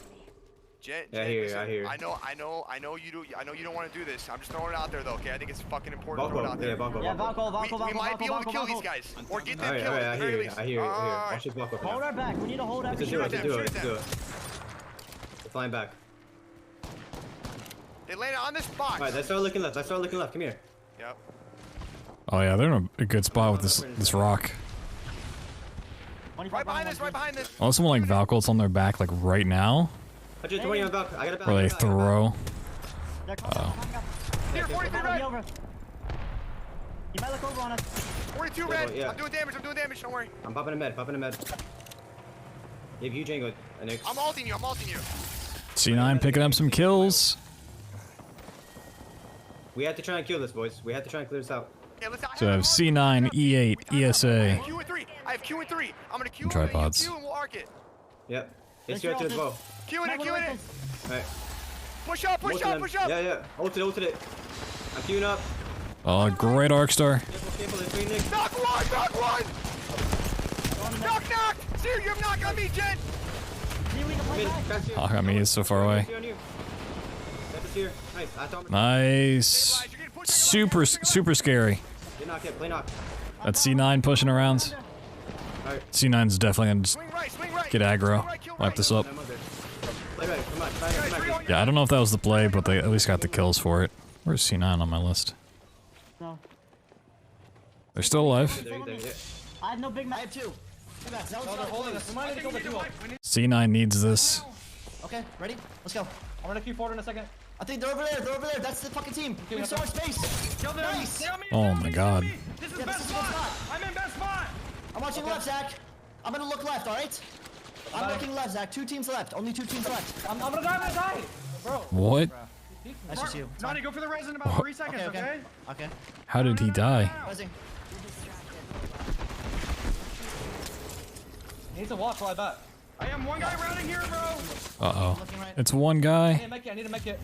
E8's so split. If they just focus this guy that was shooting at him on the left. Look at the guy on the left. The guy on the left is across. Zach, do you need a battery? Zach, on us. Oh my god. They can't. Bolt up, Nani. Play the top of a rock. Left one. Reloading. All 3 over there. Oh, they're weak, but Miss my Q. No Q. such a good position. Ult. I'm dead, guys. No. Watch is one shot. Crack them, Marker. You gotta shoot for me. Let's see Valk. I got a knockdown, Zach. If you want to play it, I have to move in. Hey, thanks. Zach, No. Oh, he's gonna RE45. One flash, Valk. No, bro. Oh my. She was 1, bro. I hit him 71 flash. She healed. He had a fucking RE45. Watson. He had a RE45. Damn. Oh, man. Good game. Alright, yeah, it's still a good game. Second place, some kills. You said Watson won. Rocker said Valk won. So Right. And that's the best way you can possibly do it. E8 continue this run of surprises today. And It's not a win, but that would have been 6 more points. Yeah. 3 more kills. Plus the first place. All right. Yeah, that's right. It has been a fun series. That is for sure. I've been having a blast watching it. Gaskin, we gave you a break, but something tells me you were watching every step of the way. Wait, C9 just shot up that much? What? Wait, hold on. Game 3? How many kills they have? 8? To catch their energy. But Gaskin, as a result of game number 3, what are your key takeaways or thoughts? Oh, I think that wow. Okay. They are very consistent. Very. Themselves in these final circles. They were a real threat every single Very close lobby. It's not top heavy at all. 29. You could pass this with a good game. A win with like a good amount of kills, which is not impossible. Like it can definitely happen. But all right, you know, good for them. First place. Halfway through. Still got all the world's edge. Karasuno, Tripods went up to 4th. Is this really overall standings? Wow. Good for them. Fury in 6th. That's surprising because it seems like from watching they really haven't done anything. But hey, I guess I missed out. NRG in 11th. Where's TSM? Because there was a few opportunities where you're like, oh, this is a game that was like, oh, hold up. Like TSM is still in 15th, really? As well, and all of a sudden it seems to be like a game that you're throwing away instead of just raising your hands at the end of it. But they managed to close it out well. And Team Liquid in 13th. Big names at the bottom. G2 still in 20th. 0 kills. That one player goes down, right? I love if you look at this this list. Best placement. It's like second, first. You know, all of these numbers. You see a 12th. Like out of all of these, right? TSM's at 12th. That's their best placement, which is kind of crazy. But everyone else is like 1 through 10. Which definitely everyone's kind of just middle of the road. And in 20th. They've been viewing this live. We'll see if G2 can bring things back. Like, god damn. Station, I believe, uncontested here in World's Edge. Yeah, I mean, G2 could have an absolutely phenomenal World's Edge and be first in like 2 games. Post Command Center, you just go to play Apex. You can throughout the entire game, there were some teams who just really weren't able to get into the positions that they wanted to. They were forced back by others who just got there that little bit earlier. I heard Onset talking about it. Some teams, it would be good if they could rotate a little bit sooner, but sometimes sooner is not even possible. You rotate as fast as you can. You go to play Apex. For anybody wants to not clicking that link, you just click this button, watching Command Center. Right in the lower right, it brings it up. And I'm kind of sad that we see the end of Storm Point for North America here, because there's been such a switch up. The fact we saw a second Catalyst come into the equation for match number 3 as well. I was wondering what would happen if we had a match number 4 on Storm Point, but alas, that isn't going to happen. It means we get to go back to the tried and tested World's Edge, which also is going to be particularly exciting. Yeah, that's true. I mean, so much open space in World's Edge. I don't think we'll see Catalyst, but again, I wouldn't have expected Catalyst here on Stormpoint, so we shall see. This is that moment at TSM, that fight that came down to a 1v. Song was down to 20 HP, was able to clutch it out. Look at the damage against Reps. Reps had to reload, and Song capitalized. That was a massive, massive moment. Here's the moment where CLG with the Catalyst wall was able to take out Furia as well, and then the Tripods. Top 3 finish for them. We criticized them and said their biggest weakness right now is their ability to make it into the top 3. Well, they finally do so with a 3rd place finish and a fairly high kill game as well on set. Yeah, I mean, this endgame was pretty crazy as well because everyone was trying to force their way in, and once again, it was an end. I found the HQs online this year. Yeah, it's unfortunate, but when the options are between being online or being in Florida at the moment, I'll take online. As much as I want to go and see friends in person again, you know. Cloud9, it created the opening for them to move in, but that is just a thing of beauty. The red. Oh, my eyes. Frame that, print it off for me. I want someone to real friends. I want it on my wall. That's right. Real fake friends. Someone living for yeah, no, yeah. With 17, that is huge for both. I really liked the venue last time it was in Florida, like the hotel that they would have had it at, but it's just the state of Florida. In the top 5 or top 10. Team Smiley and Complexity right behind them. Complexity with 6 kills is the 9 total points on the day. As we switch on over to page number 2 here, well, you're going to see the likes of TSM, Furia, Atlanta Premier, NRG, Dark Zero, Team Liquid, and G2. Again, all of the big names. Got hit on by a waiter. Not necessarily closing out Storm Point the way they wanted, Gaskin. Yeah, poor G2. Was that a GDQ? Was I there for that? I feel like I was there for that. Unless I'm just inserting myself in a story that has nothing to do with me. Yeah? Okay. I think I remember that back in 2014. Sheesh. It's almost a decade ago. Where G2 think they can still win this fight against BR Demons, they were unable. Hold in Utah? Well, I mean, the thing with it being in Florida is they just had a contract in place. It used to be AGQ was East Coast. For a long time, it was in outside of DC. And then SGDQ was kind of more Western, but the furthest west it really went was Colorado. It went up to Denver one year, 2015, and then it was like Minnesota from there on out. Right behind them, well, actually three teams coming from. And then the DC one got moved down to Florida Season and Tripods round up second for whatever reason. With Atlanta Premier and Furia tied with 22 points behind them. The BR Demons and Esports Arena and EA again continually the left side of your screen. A really happy way to want to win for dinner. I mean, hey. You love to see it. Teams that competed in the Challenger Circuit last year. You just like what he saw. As a fruit of their labor on the right side of the teams you'd expect to be on the left side. NRG, Team Liquid, TSM, Complexity, CLG. On 2015. SGDQ 2015 was interesting being in Denver. I wasn't like a huge fan of the venue. Everywhere in Denver, like food places, close at like 8 p.m. unless you have a car. Which if you're a GDQ, you almost never have a car. And you can see that Zach Mazer and Rocker, they're stepping up as well. 5 kills apiece for them. But it's Klein from Season at the top. Phony Head just in behind, and then their BR Demons. No surprise to see them up there because G2 have been donating them a few KP at the start of every single game. I'll say this about C9. If Zach Mazer is the highest on your team in terms of kills, you're having a weird day. At this point, typically you see 1 or 2 people kind of stemming far from the race. Kill leader there should be like naughty. In our top 10 overall. 100% of the time. Maybe Rocker.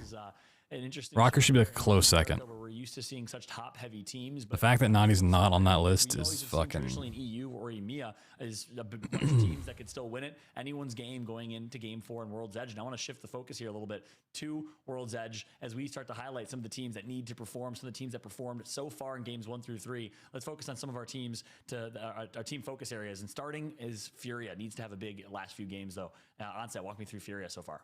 Yeah, Fury have looked good today. I will say that. They haven't looked at their best, but they've looked good enough. And I think every time that we're seeing them, they're in a position where they've been out, putting a huge amount of damage to put them all on red evos, or at least one of them on a red evo, which makes that team fighting capability even stronger. I think on World's Edge, depending on where the zones go, it's a big thing for Furia. I feel like if the zones are those which they can play around the edge of, yeah, Stormpoint had very centralized zones this time around.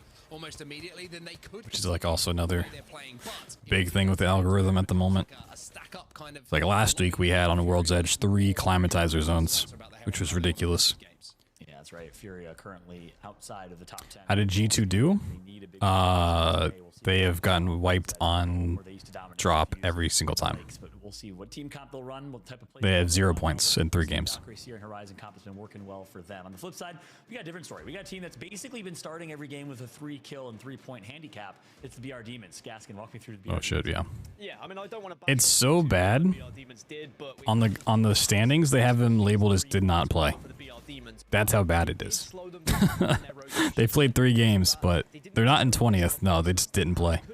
If they hadn't had an easier rotation. So going into World's Edge, if BR Demons are uncontested, is G2 like G4's team? Incredible 3v3 fighting no. capabilities into maybe a victory, into maybe getting into needs a new team. They need, I mean, so they can secure more placement points. Because if they can, they need something. I mean, one, they just need to not contest Barometer. Or if they do contest Barometer, don't do it the way they're doing it. Majority of top teams right now came from the it's not working out. The Split 1 Challenger Circuit live as a reminder for everyone watching right now.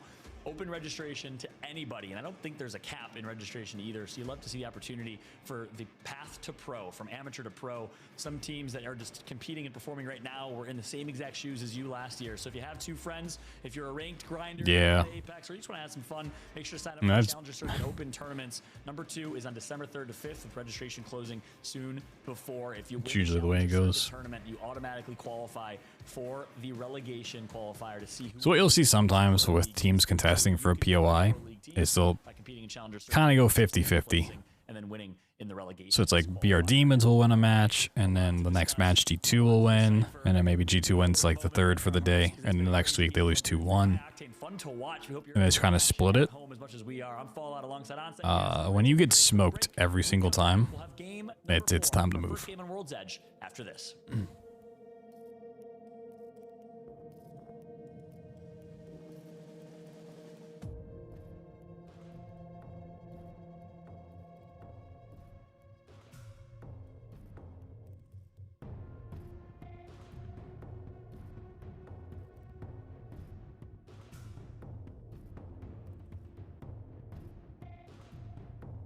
Since we got it back, I'm gonna get me some caffeine.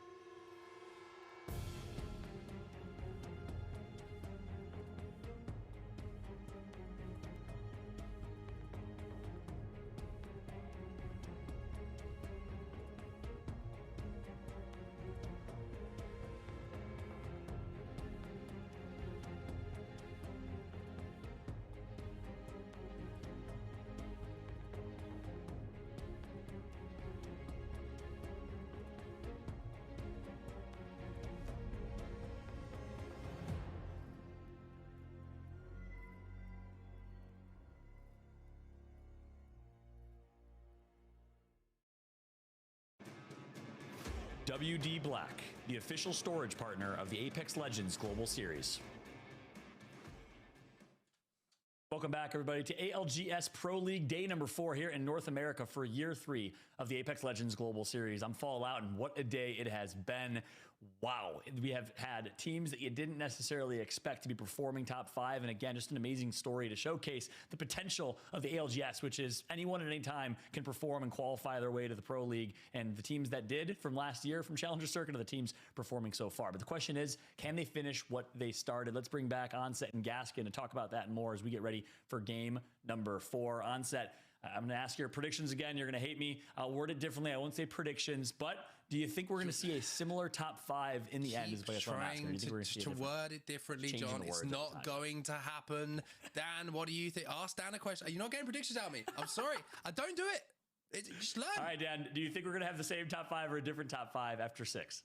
I think we'll see a few teams drop out of it. So I think we'll see 2 or 3 of them maybe stay, but I think we will see some changes. Certainly when we saw these two groups compete against each other in week 1, there was a vast difference from Stormpoint over to World's Edge, and I'm expecting to see the same here. Compositions were kind of all over the place there on Stormpoint. We saw a lot of legends trying to be forced into these compositions. Some worked, some didn't, but I think when we get to World's Edge, it's going to be a bit more of a familiar tune we'll be singing. That's a great point. We have seen that happen week in and week out in Pro League. Stormpoint and World's Edge, different teams performing. And well, for Stormpoint, it was Karasuno, Atlanta Premier, and Elevate, your winners, but notable impressions and performances as well from Cloud9, Tripods, and Season. All 3 teams in 2nd to 3rd place in a couple of those games are performing incredibly well. But we'll switch on over to World's Edge and shift gears a little bit, start to preview the World's Edge gameplay Onset. As far as World's Edge, I think ESA, or is it E8, can test C9 off drop acclimatizer. I don't remember. I think I want to say it's What are you going to expect from terms of comps? ESA? Let's get ready to throw it in to game number 4 live right here, right now on World's Edge. Well, thank you very much, John. And speaking of World's Edge, of course, we're going to see a little bit of a difference in gameplay. We're not going to see so many fights being taken. We're going let's see if we can see some south zones today. Last week it was all climatizer endings, like northeast. More playable areas. Also, you have those secondary. I'd like to see a trials ending. The teams just know like the back of their hand with the amount of game time. Okay, not a contest there. Fragment West contest, maybe? I'm looking at NRG. I'm looking at G2, who are going to be happy and certainly are surviving a little bit longer than they have in those first 3 games. But they're the teams for me, NRG especially. Okay. I need to see something to make. No one's fighting as of yet. There is hope for them, not just see where they go. But maybe in the weeks coming as well. Well, I think good news for you is NRG did have a very successful World's Edge back in week 1. They had a victory, they had a 4th place, they had a 6th place. So World's Edge is far better for them than Stormpoint. We'll have to see whether it is going to work out that way once more. Looking at the legend selection, again, we have 13 legends in our pool. We're seeing Fuse added by 2 teams now. Also, still a Catalyst. Kind of sprayed all over my hands. Still a Bangalore and still an Ash. As Get well wrecked fast. I mean, yeah, they haven't done too well. Newcastle appearing a little bit more. And also an extra crypto on board. Aside from, you know, our usuals of Valkyrie, Horizon, Seer, and Watson, that's what we're going to be looking at outside of the kind of traditional composition. So there are a few legends there that could change things up here in the late game. We'll have to see whether Fuse, maybe with the bombardments that can come through from all those grenades, whether that will help. I wonder if it's TSM who are running Fuse as well. I know that Raven, their coach, is a huge, you know, fan of Fuse and what he can bring to this TSM lineup, and they have been kind of experimenting with it. It's a south zone. All right, how south is it pulling? It looks like it's going towards launch site with how people are rotating. TSM and the way they want to play. We'll hold off on maybe the theory. Not a harvester or geyser zone today. Let's see what bots are doing. And a little bit of a looting in and around Fragment, but this is the team that is very interesting to see running Fuse. And the reason they want to play it is because they love to be aggressive. They feel like... Oh, is ESA going dome instead of climatizer with the contest? Ooh, that's gross. Dome is terrible. In those slots, you've also got that ultimate, which really not only causes damage down, but it's such visual clutter. If you can isolate fights in around that ultimate, the Fuse is a problem for the lobby. All I'm saying is if we get 2 Fuses plus the Catalyst in this... They did have a beacon, so yeah, it's going to be like a dome. Play-by-play, Mark, because Launch site kind of zone here. I'm sure you'll still find a way. But I like this. I like this from TSM, going a little bit out of the box, but as you say, something they've tried and tested, something they believe in. A very aggressive composition, combining it with Horizon, so you can get up and above teams at the same time. Really interested to see how it plays out. I will say this. Maybe TSM are starting to believe in it, because Raven and Hal were having, let's just say, a discussion about its impact. A heated discussion about if it's going to work or not, but they're believing in their coach. Maybe they're starting to believe into the theory behind it as well. Esports Arena taking a little bit of damage on the triple stack building here inside of the bottom right hand side of our map, and you can see a lot of teams already making their way over here at the moment. Beacon information, I think, with these kind of zones, Dan, is so vital, because you don't know off that first zone if we're going to be moving towards Lava Siphon, if we're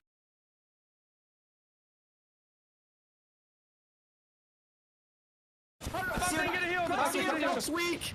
Seer down 150 on blue. Seer 100 on blue. I'm tagging the rest. They're gonna vault up. Shit on the Zach rocket. I got them. I have a knockdown here. On your right, rocket. Dead. 23. I have no more knock. It's gone basically. No way. What are you? And C9 goes out. 45 and then crack the Seer, bro. You guys are right next to me. How? I don't want to hear it. I'm off angling, bro. We won the fight off that. You won the fight doing that damage. Don't throw your life away. Okay. You did good. I told you I was batting, Naughty. Yeah, I told you. Yeah, Naughty's They care about winning the fight and letting you know about it as well, and that's exactly what they do. G2 knock on the door from the. Having a rough time. Knock on the door of Cloud9 as well. You have to wonder who's next, Dan. Who is next? Yeah, I think that maybe it's gonna be Cloud9 just on the. Oh, G2 might be fighting Dark Zero here soon. Let's on Storm Point, but maybe Cloud9 will be. Why do they not have the logos? Maybe the egos come back in, and perhaps they can win one of those engagements.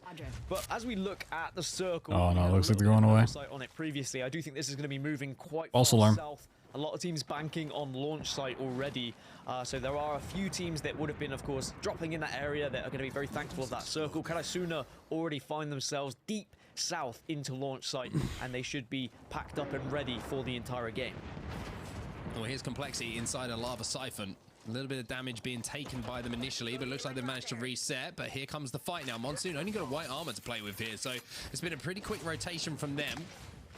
He hasn't even fired a bullet in vain at the moment. Monsoon on Watson is always interesting for me as well. You always expect him to be on the most aggressive character, but I'll tell you what, Monsoon, with the way that he plays, he can just redefine the way that Watson is playing. He creates his own meta sometimes. Yeah, he really can play any. Tripod still in Skyhook. To be honest, as I think a lot so far out of zone. Dark Zero now, how they are going to be able to moving their way into the circle. Another team who had a lot of success in week 1 on the transition from Storm Point over to World's Edge. So we'll see whether that top 5 will change. It's something that John was talking about. Are we going to see teams maybe drop out of it? So yeah, a lot of teams expecting this to go launch site, dome-ish. It could still pull. Monsoon looking for a little bit more. It could pull back. More to level that Evo shield up. Unfortunately, it's left, right, and just not on center. With how these zones go, not having ring 3 Wiggling and worming its way across the landscape in can be front of him. brutal.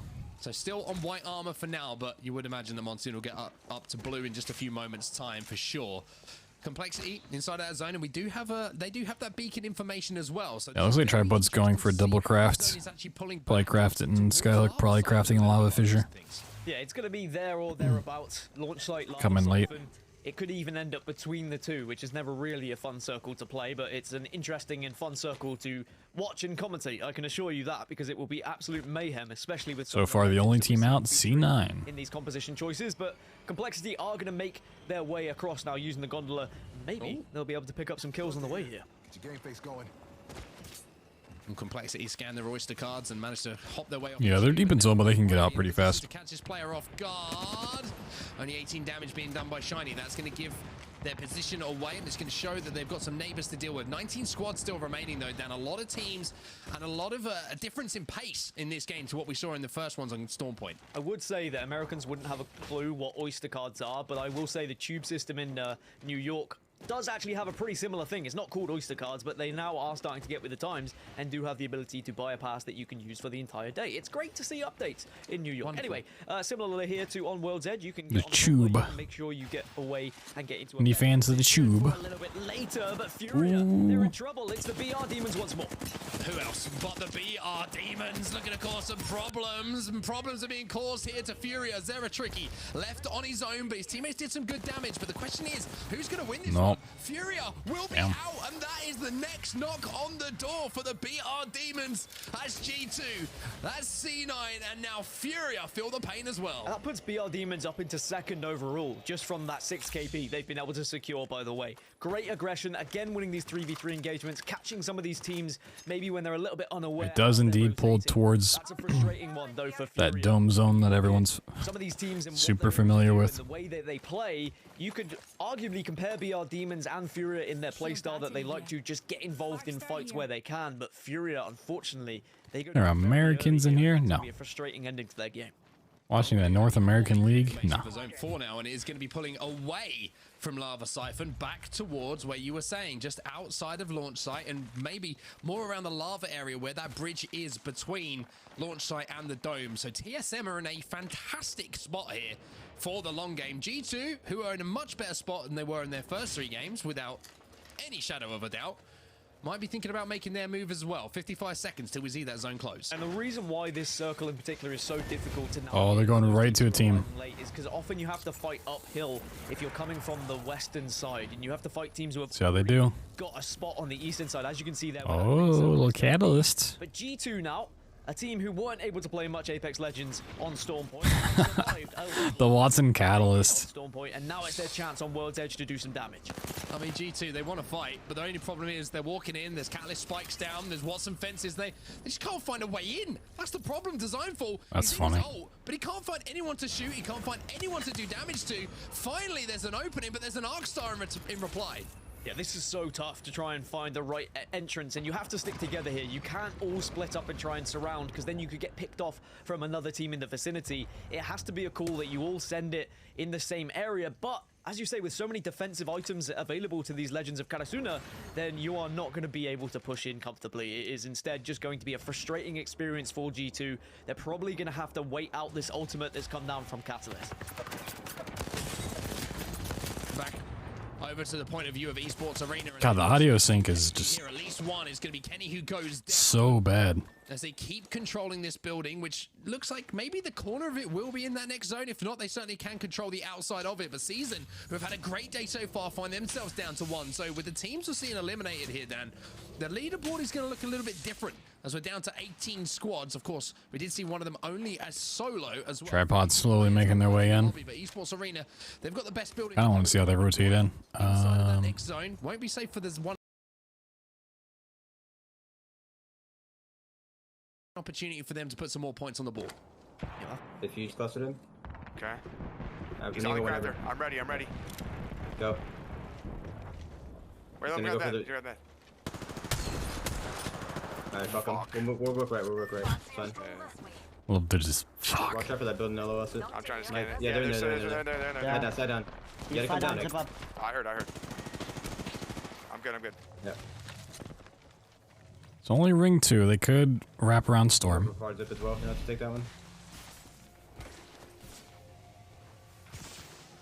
I mean, I don't even think they needed to zip up necessarily. Just reset. Just keep wrapping. All I have is a Maddie. Surprised they don't Valcold from like where they are. You keep wrapping. You don't have. Are you gonna give your wrench? Nah, I already used my mech kit. Keep wrapping. Okay. If we go now, we can go forward. Karasuno goes out. G2 does wipe him. Nah. Okay. G2 putting up some kills. Okay. Nah. The comeback starts now. Yeah, they're gonna be holding both of them, probably. I'm trying to peek a little bit. Okay. Wait. He's on the One height. just up here. Yeah, there's one up there. Oh, Like, God. Come close, come close. Come back, we'll queue up on him if he's still up there. He's alone right now. Wait, the other guy's coming. The other guy's coming right now. I hear him coming. You know? Oh, he's not up. He's not up. Oh, G2's down to a solo. Take the side for now. With a angle stuff. Aw, shit. You have to fly up their D's probably. I'm up. Alright, just hold that. We'll trade down here. Well, you know, they have more points than they did in 3 games, so. Just hold that for now. We gotta trade down here. You don't want to go Coming back. Nah, I think that's too far of a rotate. Let's look for what we're gonna play. We're gonna play like. Yeah. I think we'll probably have to end up walking. I don't think we'll be able to walk up. Like Crafter. You wanna go to that craft? There's gonna be a team You think we there. can play under the plat? We can't go across the zone. We're not doing that. Yeah, It's not gonna work. You think we can play under G? We might be able to, but there might be a team looking over us from banners here. There's a guy right here. Look, enemy over here. What? Alright, he's like through the wall. Keep holding that high, dudes. Don't stay out there. I'm looking, boys. I don't have anything in this glass right now. We tried looking. Yeah. I mean, it's not in. That's why the team. Oh, design the rat. Oh wait, look, coming up. That's design. This remaining member of G2. Sneaking away. Alright, we'll come back and we'll walk up. We'll probably slam underneath the platform like right here. Got energy in the building ahead of them. No one up to their right, actually. They could slam that, the big building. I'm selling. I'm selling and then you pull it. Wait, no, don't fucking do that, man. Where are they gonna Valcold to? Yeah. Under the Pla's death every time. I've never seen someone play here I like faking. I'm faking it. and do well. They can still look over. Yeah, they can still look over. Just careful. I love us it. Probably have to look across here. Take space. Land right in front. They're landing right next to each other.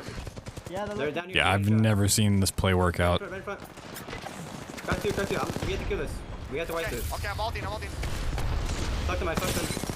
Big damage. Stay up. Stark 0. Go back. Shit, a quick wipe. Watch it drop. He's looking. Yeah. Pop it back. You're taking this corner. I have to bat again. I'm safe on me. No. Shoot that out. Bad right, we're good.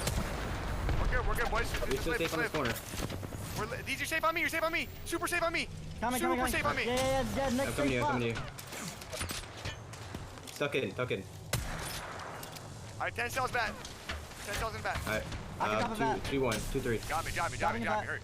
$1 million question is, how do you get out of this spot? No. You've somehow managed to hold it. Got some kills. How in the world do you get out of this? I'm gonna be on scan. You need to take space. These take space. Yeah, take space. I can't. I'm on. You're safe on loot right now for now. Alright, we're good. The height's kind of fucking off. Yeah. We need to start maybe trying to do this. No, they aren't. We'll work up with zone. We just gotta watch our left right now. I got more cells. I'm looking. If we move up too soon, they'll shoot us in the back.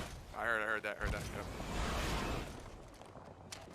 Drop it 37 light. I need heavy. Did you see heavy on those boxes or not? Right here. Be careful. They're walked in. I'm gonna let him go.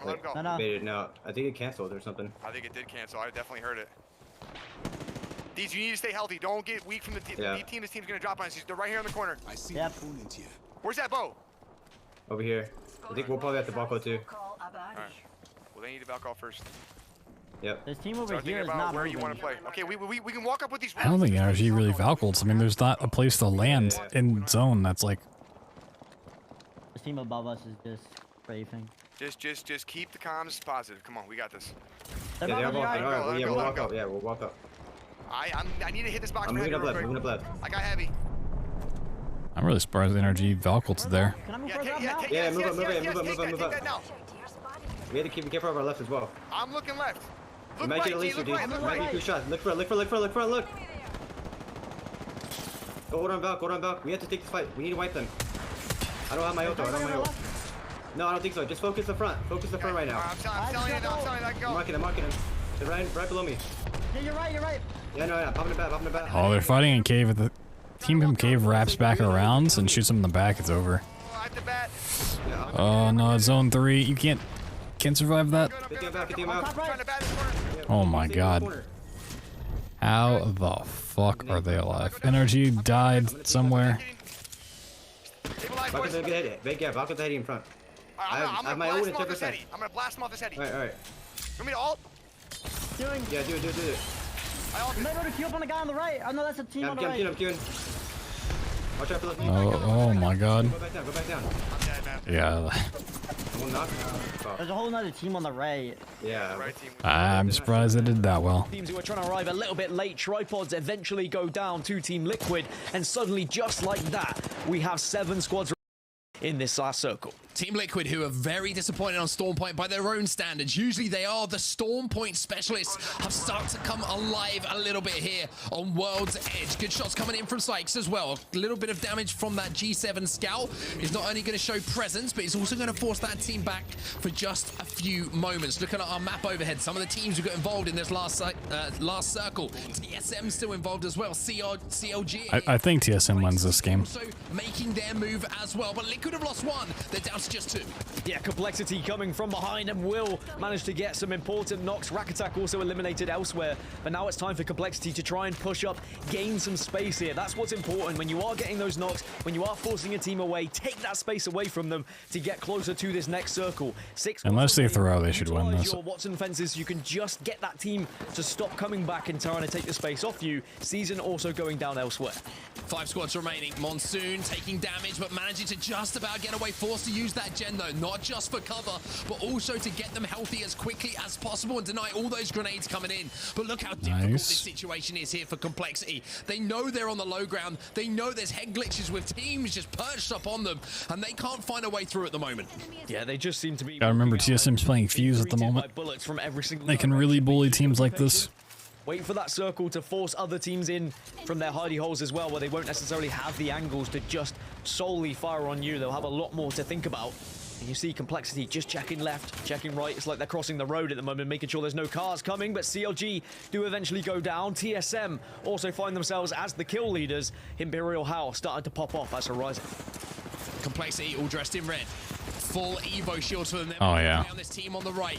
This is a free TSM win. Shout out something that Monsoon did there just immediately. Complexity's got 9 kills though. First thought, pop that OXL, give us another gen so that we can take a position and not worry about grenades. Now you're going to see Monsoon trying to push up on Watson, do damage. Team Liquid, they are eliminated as well. So we're down to our final 3, and this might be a TSM looking game.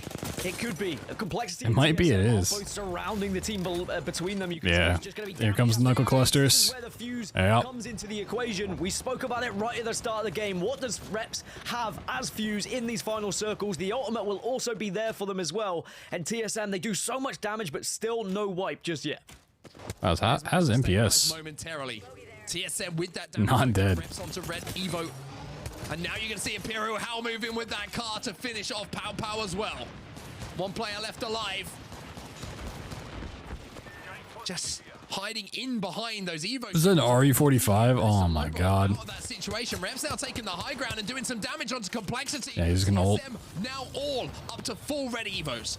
Yeah, MPS and the last remaining player of Shubi maybe can be... Oh, that ult did not do what he wanted. But no, TSM want to take this advantage now. They get the wipe. It's a straight 3v3 with Complexity. It's a shootout here between Complexity and... Oh, Complexity has an RE45. He's got the RE45 and he's shredding away at some shields. Monsoon up on the high ground just spraying and praying, but the exchange of fire means that Shiny will be the first person to go down. Oh my god. Usually, in these situations, come out on top. Verhol's trying to get the finish. Reps will get a shield cell off, but here comes Luxford. This isn't done yet. How now? Oh, yep, there they go. Reps will move in. I'll see if they throw this. Crazy game here on World's Edge. Win is spelled TSM. And I love that. Yeah, there's a bow check. I'm pretty sure there are 2 RE45s in there. And you say, well, you know, TSM, they have been considering it. And suddenly we get to see it in all of its glory. We get to see why people are going to be running Fuse and why it can make a difference in these TSM takes over. Yeah, as I was saying before, I'd win with good amount of kills. For TSM in the final zone. Yeah. That's right. Raven, the 25-point game. coach analyst of TSM, Big. gets his way, and they run Fuse, a seerless team composition. To TSM takes first, Cloud9 still in second somehow, which is crazy. Season Tripods in fourth, good for them. Complexity. They win that as well, and they get a high kill game. G2 still in 20th, but you know, that was at least a 12 to 15. they got 3 points. For TSM, Hal as the kill leader. Got 1 placement point, 2 kills. All of them played out of their mind. Coming up, Team Liquid having a rough day at 15th, Dark Zero 14th, NRG 13th, Furia 11th. 2 more games. You get a 25-point game, right? Any of these teams, right? They're all above 10. Fuck G2. Always talk about those final moments. 25-point game puts you in first place. They get that beacon information. All it takes. One of the last 2 games, you just get a dub with like 10 kills. Bam, you're up there. They played it perfectly. It's one thing to hold it, it's one thing to own it, and that's exactly what TSM did. Yeah, TSM played that to perfection. I can't wait to take a look at the final circle and replays here in a moment. I've given up. Because, yeah, well played, well rotated. They're having a rough spot. I mean, some days games just don't go your way. Back-to-back games, solid showings from Complexity, Gaskin. They're starting to show. You gotta figure some stuff out. In 17th place going into game 4. Yeah, I think that World's Edge was going to be a good change for Complexity. It's one of the teams that are finding a little bit more success on World's Edge compared to Storm Point, so I think they would have been very happy. There's a lot of teams that just, on paper, the talent they have is just again, it was the way they kind of so good. their way into that final. And whether it's their drop spot, the way they're playing, the legends they're playing, just the mood they're in, maybe they just struggled to push up on them as soon as they got any damage. Because having a bad day. They were able to get behind that castle wall, heal, really change things around. Engage. And once more, we can see how certain legends can really impact fights. But it's not just the legend that's doing the work; it's you actually strategizing around that legend, putting yourself in those positions so you can get the best abilities out of them. Yeah, we saw right here, Esports Arena with an absolute hit list of teams and showcasing alongside BR Demons their skill, and they took out Furia in the rotation. Onset, walk me through this early game though, what we saw.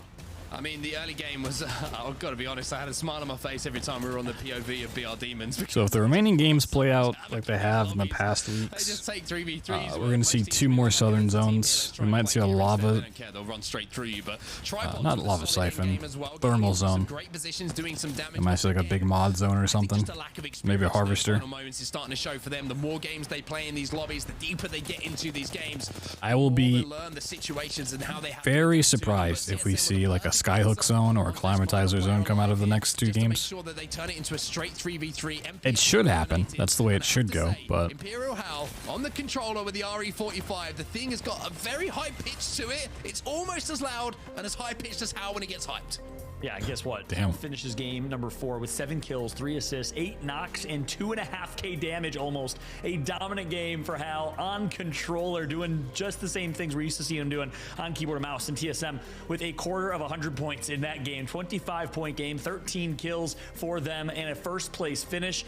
But Complexity doing almost as much, 10 kills, second place. That's a massive game for them. Team Liquid also springing into life a little bit, not getting the kills that they necessarily needed. And then all the way down at the bottom, you see Tripods and ESA with 3 and 6 kills respectively. As we flip over to page 2, Gaskin, I'm curious how much that the BR Demons got. Yeah, I was literally going to look for the BR Demons as well, because they got 6 kills but no placement points. They finished outside of the top 15. And again, I wonder whether it's down to some of those early somebody let me know when it's over, because they were too busy fighting teams near their drop spot.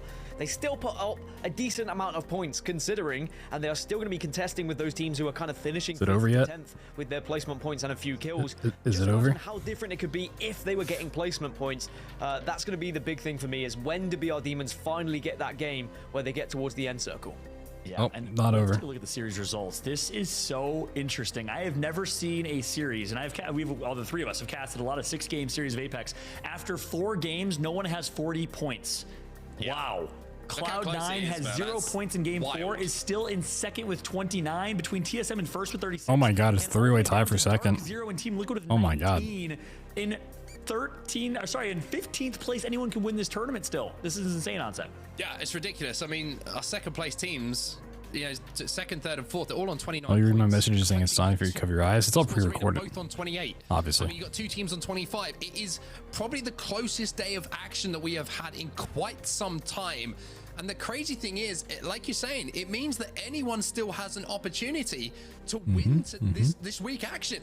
TSM just won their first game. We've still got games left on Wild's Edge. NRG, I'm looking at you right now and I'm saying, have you got something to say today? Do you want to turn up and put in a big performance and all of a sudden silence the doubters, because there is no better opportunity to do it than these games that we have in front of us? Yeah, that's right, because they can. I mean, the reality is, I won't say fuck, I swear. Fury, I mean, teams that haven't necessarily had those massive, monstrous games can still win this competition. All you got to do is perform with top 3 finishes in games 5 and 6. I mean, I don't know, guys. This has to be probably the most entertaining and closest and competitive game of North American Apex we've ever seen in ALGS within North America. It's going to all come down to these last 2 games. TSM obviously looks great in game number 4, but going into game number 5, we'll see. Was the sentence? Who's who? Apex can perform here in this last game, Gaskin. What did he just say?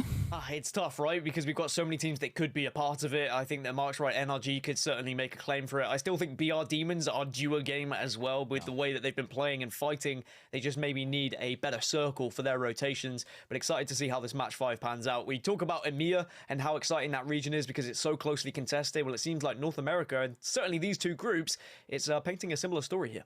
It is indeed. And you know, the craziest thing, we keep talking about the one side of the coin, which is any team, NRG, Fury, etc., BR Demons can pop off and still place top 3. But the opposite is true. I mean, the teams that have been consistently and staying within the top 5 all day long could end up in 15th place. Full second behind it now. just goes to show how close this lobby is and who's going to. I mean, like, this audio's fine. Games. I know there's a lot of Tripods fans out there that are hoping that they can. Seems fine-ish. Maybe like a little bit behind, but not like a full second. In game, it's terrible though. So it's a really interesting finish here in this one. The arrival of Fuse though in game number 5 was certainly interesting though on set. Yeah, I think it's something that a lot of teams have been playing with, especially when you're seeing teams start to run more Watson, starting to run more defensive comps. What way do you deal with that? You get a bunker buster, and that's what you do. You send in Fuse, and you've got those grenades to do a huge amount of damage. So Fuse certainly going to be something that's being experimented with. And as we know, most of the time, all of a sudden, everyone's playing Fuse when someone has a little bit of success. So we'll see what happens. Domino effect that will certainly start. But hey, that's gonna be it for me. I'm gonna sign off for the rest of the show. Gentlemen, you're gonna take us the rest of the way, because guess what? It's gonna be quite the finish, quite the end of this roller coaster ride. Games 5 and 6 will be absolutely insane. And to call through the action will be Onset and Gaskin. Boys, take it away. We got it. Don't worry about it. The ship is in safe-ish hands. Have they had the same casters on the entire day? Because the way they usually do it, I guess maybe they're not doing it anymore. Does it have 2 casters cast a game, and then they have 2 different casters cast game 2, and then flip-flop? So they got like a little break in between. I guess they're not doing that anymore. They're just doing it like week to week. Another scrap between the BR Demons and Cloud9. Obviously, they are dropping very. Because maybe it's like too much work, or they don't feel like paying that many people. Demons kind of stretching their drop spot over to Survey Camp and Epicenter. It's whether Cloud9 are going to be as aggressive as they were in the previous game with their rotation, or whether they think, you know what, maybe we don't fancy fighting. Okay, that is somewhat north zone. This could pull Survey. It could pull back down the Harvester. Instead, because we had a brief glimpse of the circle there and where it's going to be heading. Currently, Fragment West is dead center, but I imagine it's going to move a little bit more north up towards Epicenter, Survey Camp, and kind of Fragment West will be the bottom side of the circle. Okay, the pressing question at the front of my mind right now is, the longer that Reps plays Fuse, do you think his accent will adjust and he'll become a little bit Australian sounding? I think it could definitely happen. He's a very impressionable person. I think that, you know, when you look at Reps and his gameplay and what he's learned from other people, no, I'm just trying to come up with something to go along those lines. Just imagine if all of a sudden we get to the next land, it's like Dark Zero stood there just speaking to Reps, and Reps is just full Australian. Just goes, all right, mate. Like, what are you doing, man? How you doing? And all good? No, my Australian is bad. Yeah, what the fuck was that? Yeah, you sounded like you were from Southern Texas, actually. I sounded like Elmer Fudd. Anyway, kind of look like him a little bit. Anyway, let's move on to, again, the pressing questions are done and dusted now. We can talk about the less serious stuff, which is... All right, everyone's starting to push north, so I guess it is going north towards Survey and Tunnel. To close out today's action, and I've got to say, a little bit of a quiet start here. CLG already making their quick rotation. If we do give the opportunity to look at that zone, that's going to give us a little bit more information on how this game's going to play out. C9 doing their rotate where they fight Overlook. Already picking up the first knock. Yeah, C9 taking a early battle elsewhere this time, it would seem. Not going towards the BR Demons, but instead heading south. Right here, yeah. I'm thirsting. In the RV? I think. If they fight this, they're going to get thirded so fast. Come up to the well! You're getting we're gonna die, bro. Q, no, we're fine, we're fine. You sure? Oh, we're Yes. dead. No, we're not. Oh, bro. I'll be dead. Oh my god, I'm moving goofy. I'm moving You're goofy, fine. bro. Trust, Go. Go, Rocker, I'm body blocking you. Oh my god, I'm moving goofy. Holy fuck. Zone does end here. Watson team's setting up there, bro. It's ending. Coming. Yeah. Good kill though, good kill. That's fine. We have shield and shit. I'm going up. Going up well. We're here. Good job, guys. I don't know how to... Go hit the beacon, Naughty. Okay, Rocker, sit in pushy post and look towards Geyser. Okay. Q up too. Q up just to look for now. Naughty, you watch need to BR worry about your demons. Geyser. Yes, I know. I want to see where zone goes here. I need to reloot. I literally rotated with nothing. Shush. I want to see the guys said I have to look every direction. I love when your team shushes you. I know, just look. Wait, they're rezzing. Hitting beacon. Bro. I need to look at this res for kills. That's fine, Rocker. Just don't die. That's all I have to say. He's healing behind us. Look at zone. Wait, Bro, what? what? Wait, Go back to like Clint, 5 loot. teams here. Go back to Clint, loot. Oh yeah, you can't see it when they pull up their map. Right. So yeah, it's going north then. If that's what they're saying. Chance they seem to have the better side of World's Edge when we the circle. They don't have to go too far here as well, so they're not going to be stuck out on edge for too long. I'm excited to see how they can progress here. Well, Hal is getting locked and loaded as he finds a car on his way down through Fragment for now. It looks like Survey Camp is going to be maybe where we're ending up, or we could see a very similar finish to what we saw in EMEA a few weeks ago, where you see it end up on the open ground and the snowy grounds just to the east side of where that train station mounting kind of finds itself. MPS, who were involved in that final 3, managed to make it all the way into the late game before we saw Complexity and TSM have that shootout for the top. Alright, no one's out. Now making The their way one past Landslide as kill well. that C9 got. Everybody is kind of comfortable at the moment. Nobody really engaging too much. As I say that, Sweet's going to take a little bit of damage on the cross here, but should be safe for now. Still got the same legends as well. No real changes that are coming through. Still the 13 legends that are featuring. So I'm surprised we're still seeing Ash and Bangalore, but I think that, you know, G2 were running that comp right at the start of the game, and I think when you're trying to get aggressive, trying to get yourself back into a series after some really rough games, you of course are going to go for a more aggressive comp featuring Bloodhound as well. There are more cryptos certainly in World's Edge than what we were seeing over on Stormpoint, especially if you compare it to EMEA as well, where EMEA had loads of cryptos in both, but North America seemed to be a bit behind on the crypto meta, or ahead of the crypto meta, whichever way you want to look at it. But certainly more cryptos to ruin the Watson's days, which there are 30% of Watsons in this lobby, so there are going to be plenty of fences as we get towards that endgame. Well, good news for everybody. I googled some Australian sayings, and I've decided that it's probably not a good idea for me to say them because I don't know what they mean, which means that they probably aren't broadcast appropriate. TSM now going to make their move into. Yeah, so it is just like a directly survey camp right outside tunnel closest to the height, which kind of zone. are kind of looking over at the moment from the epicenter, and this is such a good place to control for all of the game with the circle that we do have. Not only do you hold out all these teams, Team Liquid should have a pretty good game here. also towards that end game, you move down from Oh, NRG's going back to fight.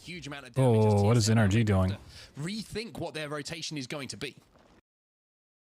As well, Tripod's getting an early kill on the Rock on the left. Get into countdown. They're gonna run you They're fucking running down. out Can you zero ult that? Kill. NRG decided to fight Furia. They were in Skyhook and they came all the way back down here. Run off that zero. Back into the sky. Oh, look at the mountain. Don't run too wide. I'm gonna have the heck. I'm gonna go here. I'm not gonna run up the stairs. I'm not gonna run up the stairs this bad. Hold it, you're fine. They're on the open. Get on them. 2 crack. Oh my god, I'm on HP. Solo. They're solo. They're solo. They cannot show. Alright, I'm coming out. 100 on the horizon again. 50 flash. They're so low. I can get an angle here. I might down one to gas. I'm not even trolling. I can't see or cancel it. They're not even near. I'm completely out of heals. Yep. We're just getting held everywhere. And now G2 is gonna be in landslide somewhere. Did they come over here to craft? Did they come over here to res? What? Probably. I don't know why they came over here. Yeah, your comm that you jumped down and got me hit for 140. Not that it was he a like bad comm. he like disappeared off my fucking thing. They just ulted, I think. Okay. Well, we need to go down and craft like harvester. Okay. All right. Okay, so they do want to craft. They, I guess that's why they went up to Skyhook and they decided that wasn't the play. I'm gonna go all the way down to harvester. Where do I know? I'm not going with you, Sweet. Me and Nate are going the other way. Oh, I'm going to lava for sure. What?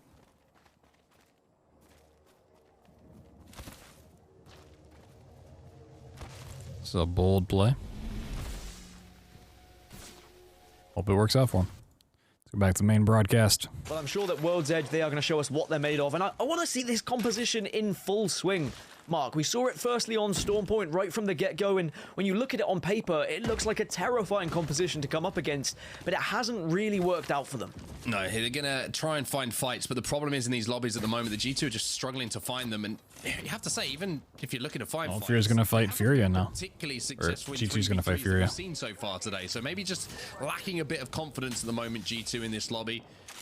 We'll have to see if that does come back. But MPS, they're on the beacon building just outside of Fragment at the moment, to the north of that triple stack building. Just playing down on the low ground. Not sure if there's a team inside. Yes, there is. It's tripods. So that's why they're having to be forced to play down on that low ground. And the difficulty for MPS is the fact that they've got to deal with tripods inside this building. And Nick Merckx with a car in his hand and the controller in the other. He's going to deal some damage at short range for sure. I have a newfound respect for controller players as well, but I'll go on that a little bit later because G2, they have found their fight. They have found their A newfound respect for controller players? Because okay, I want to hear that take. That's going to go well. There's a team rolling up on them after their initial engagement where they Yeah, G2 actually wiped Furia. G2 will Good be job. successful in that fight. The composition does work out. The smoke and then scan approach, unfortunately for I mean, you go back like a year.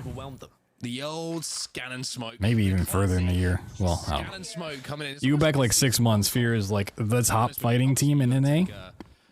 You go back like a year. G2 is fucking right up there as well. In there. It's taking me back. It's taking me back a little. We did kill race earlier this week. Obviously, roster changes and meta changes, whatnot. But for now, TSM Played a part in things. forward, not looking back, and they get the first knock as well onto Luxford. They get the thirst, they get the kill, and look how TSM have just commanded control of this high ground. NRG might pop up on the back of G2 here soon. Look at the difference between TSM on Storm Point over to World's Edge. On Storm Point, they were a little bit kind of edgy. They didn't really commit to any of their pushes. They were kind of holding angles and eventually got punished for it. They are being far more aggressive as soon as they get any sort of advantage here on World's Edge. Is that just map comfortable, or is that just a case that now they've won some fights, they've won a game, that they are feeling themselves and they feel like they can take on the world right now? But Esports Arena also trying to stay alive here, do have the option of high ground, and they have been able to push this team away. Controlling this building, but they are coming under pressure, as you say. If only he's going to be able to get the reset at least. Mr. Kulo, though, he tries to maybe scarf it back, but could have just costs his team. He was trying to think about an armor swap. Maybe. Oh, NRG is going to take on G2. Q on top of him and take space. I'm in a very bad One's on the spot. truck. Alright, I just have to hit this guy. I'm gonna try and get an angle on him, but hold on. He's just above me. Shoot him up. Hit 100, over 100, over 100. I'm getting shot by all three of them, man. One ran out in the field right here, bro. Oh, he's a... Wait, I tried that guy. I'm 1 HP, Gil. I'm literally 1 HP. They're Pushing pushing. above me, jumping on me. Bangalore crack. One shot Bangalore. Damn, G2 cleaning up. Dude, that guy really... Overall, just behind TSM, so they are TSM's closest competition, but as we saw in the leaderboards, there are a lot of teams who are very close indeed. NRG eliminated again.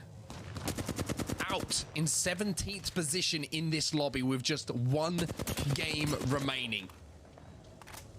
You can make what you want of that at home, but they are the facts in front of you. NRG have not been at the races so far in Pro League. You just have to wonder what's going wrong there. Why aren't they getting the loot? Why aren't they having the resources? Are they being griefed a little bit earlier? The circles maybe... Is it just been one of those days where the circle hasn't really been too comfortable for them? I'm sure that they'll be able to dissect it, and they will be dissecting it after this week's play, but they still have one more game to make up for it and maybe put themselves a little bit higher in the leaderboards, because thankfully for them, still very close are these leaderboards and still a chance to put yourself within a shout of top 5. But G2 still alive after their damage onto Furia a little bit earlier. They need one more team to be eliminated so that they can secure at least one placement point. But with already 6 The boy who lived. This is a far better game from G2 than what we've seen so far. Yep, G2 now having to turn their attention to the team that's trying to hold this choke. Designed for, he's got the Skull Piercer on that wingman as well. So if he manages to connect with the skull of one of these players, Well, that's going to turn into fragments very, very quickly. Big damage. Certainly. C9 still alive on the edge. Yeah, this pool's right outside a tunnel. Yeah, this is very classic then. How old is he? He is 12. And this is just not the weapon you want to try and fight up. Turns 13 in February. Not at all, and it's not going to be a teenager. It's not going to be an enjoyable experience. In fact, it's quite painful to watch as teams just getting destroyed by the charge rifle. But Dark Zero are going to be happy to hold out the team here, as elsewhere C9 are starting to move on in closer and closer to the epicenter, but they realize they are going to have oh my god, the desyncs like 2 seconds now. We're going to, I think, full send it towards the more central areas, but they're going to have to be terrible teams. He's going to get all moody. around the edges, but He won't love me anymore. And perhaps that's why Cloud9 have had to hesitate here, because TSM started just bombarding them with grenades. Now look at the amount of grenades that Reps is picking up on his way as well. If they do have the opportunity to isolate this fight, C9 are going to take damage from grenades, as Reps is maybe thinking about finding an angle, maybe thinking about sending out not just a knuckle cluster, but that ultimate as well to really disrupt things. And there is that damage being done, and it's free damage, and Imperial House going to get the knock and the finish onto Rocker as well. So 16 squads remaining. Speaking of zone, because of course we always have to keep in mind where that zone is going to be pulling. It is pulling out into the open like we predicted a little bit earlier on. Let's see what TSM are going to do with their next moves now as we jump into a listen in. Oh boy. Listens in with TSM are 50 on both. a gamble. Dead. Someone was behind me, I think. Go C9. I thought I heard somebody. Maybe not. Walk up to our spot. Walking up with Evan. I don't think it's like safe. It's fine. We have icicles. We can play the icicles on the thing on the left side. Careful of survey on the right. Safe on me. Safe on me. Be careful right. We gotta be careful right. I'm 4-1. I'm flying up to scout right. Yeah, team there. Team on the ridge. Where are they? I'm 2-1. They're on that ridge. Can we peek it? No. If you're curious what the numbers they're calling out, like I'm 4-1, 2-1, that's cells and bats. A lot of teams will do that. Saying I'm 4 cells, 1 battery, just their shield economy. Okay, we're good for now. We're just chill. We just chill. Oh, they're not fighting. Oh, it pulls right to that little like platform. I'm 4-1. What are our meds? 4-1, 3-1, 3-1. Okay. Should be a great zone for a caustic. I'm looking at third party the bridge fight, but they're not going in. I could start spamming them, I think. We're gonna have to walk the scene and on the left, I think. Queuing up in there. There's nobody on this rock right here either. Is this like censor what he said? Yeah, that's the banner. I don't see anybody. They're walking up a little bit. Seems look over and heal. Shoot back. Just shoot back at them. You gotta do. Just shoot back. Don't. Maybe that's why audio is desynced, so they can like censor listen-ins. Be a weird way to do it, but obviously jump back in out of the TSM listening and into the comms ourselves. You can see the TSM not maybe 100% sure on how they want to play this situation. There's so many teams still alive, 14 squads remaining, that every single step you take at this point could be your last. It is always interesting listening to TSM comms and just the knowledge from them as well of just what teams should be doing and what they're not doing, and the micro managing that Hal actually does onto other teams. He's like, they should be doing this, but they're not doing this. Why aren't they doing this? They're not playing the way that I want them to play the game. And I love it. I love play the entire broadcast. About Apex Legends. It's awesome that we get to. I'm not saying they do it the smartest way. Of some of these guys, but it is BR Demons who are kind of on the other side of things. I've been saying I want that pop-off game from BR Demons. We've seen these high kill games, but yet to see a high placement game for them. Perhaps this could be the one. It could be, but at the same time, ooh, Valcolt. They're gonna try to play this rock. Tiny bit of zone damage. I think they want that big rock in the middle.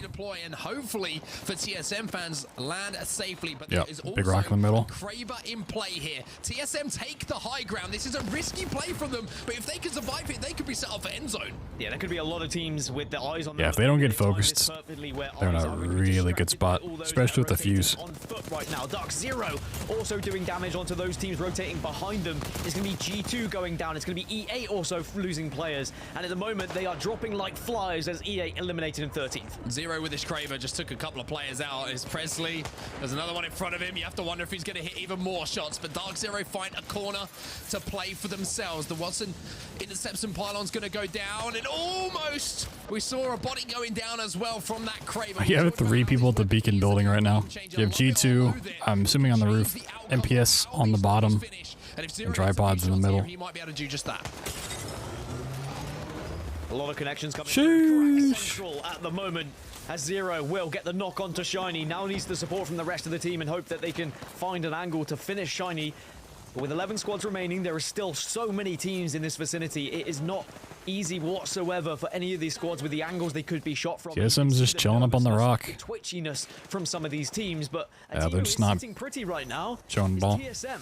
CLG are below them, and I think CLG are aware that TSM are there, but both teams at the moment just hugging rocks tightly, hoping that no one spots them. TSM have no meds. This is the problem. This is why they're sat there with no shields. They have no meds. They don't have an interception pylon because they're not obviously playing Watson. So the more the chip damage is done, the more that TSM's chances of winning this game start to slip away in front of their eyes. They just have to show as little presence as they physically can and hope that CLG do not realize the situation. Team Liquid's got a lot of room to work with. They got to move in, unfortunately. Zero now, obviously up to full red armor with those Kraber shots that he's been hitting, but CLG maybe Man, Gibby ult here onto TSM. would probably kill TSM. To send them up into the skies and I want to save it for endgame, but kind of looking up, and they're worried about them just in case TSM do go for it, but they do keep climbing this rock. They're maybe trying to bait TSM a little bit with a little bit of sound cues, but TSM are not going to budge and are not going to take the bait whatsoever. As for TSM, they are happy. 10 squads left. No one has been able to kind of take them down from their top spot. Zone's coming in. They can hope that teams will just die around them. No tripods. They're going to have to fight tooth and nail for this position. Jens lost alive as well, even though he did so much damage. It's going to be the end of their game, you would imagine, in just a few moments' time. He's getting pushed, he's getting dealt with. Light. No! He takes someone out on his way. Tripods versus G2 as ex-teammates exchange fire. And G2's up. Boxes. Both teams eliminated as now we see bots inside of this train car. Bang, center zone, and with a longbow in the hand of Stompies, he could do some damage to anyone trying to rotate in. TSM still shown on the rock. Stompies in the start of this game as well. I remember seeing it in the kill feed. So the fact that they are back up as a full 3 and into the last 7 and into a good position in this final circle as well. Miss Crypto. They really are in contention for potentially winning this Just game. doing a little scouting, seeing where people are. It's going to be an interesting drone to give a lot of information, and of course they can EMP all of those Watson fences away when they choose to. Another team that does feature, and maybe we weren't expecting it, is Team Smiley. They are in 18th position at the moment, but they're within a shout. 7 squads remaining, but they have quite a way to go to center circle, so they're going to be one of the first teams that has to move. They do have some meds to play with though, and they've got that wall down from Newcastle as well. The castle wall, which is becoming more and more of a valuable resource to so many teams in these end games when they don't really have the position they want to play in front of them. They can create one. We just have to like try to choose a side here. Yeah, probably. Hop on board with TSM. I have so many grenades. Preserve our health. That's all. That's. I mean, if they can like drop on CLG and wipe them, they just get all their shields. I think north is bad. What's this team? Let's Gibby team goes north. Then we jump on them. Careful, Gibby, the stupid Gibby team. Be careful then. Yeah. Climbing. They're here. They're going here. Perhaps we shift our orbit this way. I have so many marks if you see an insane spot. Yeah, look around, Evan. Look around if you can. Just don't get beat for it too. Aw, he even said please. Look for kills. Nice, good shit. There's people right below us. There's people right below us on the right. I'll get top 5. Decent placement points. I mean, nobody knows they're up here now. They have to drop down at some point with no shields, but you still have Horizon ult, you have Fuse ult, Knuckle clusters, grenades. They can do a lot of damage.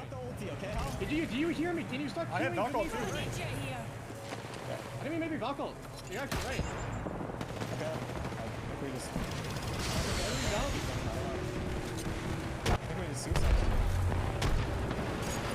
Come on here. Oh my god, how is... Just wait. Give y'all. I'm gonna queue us up.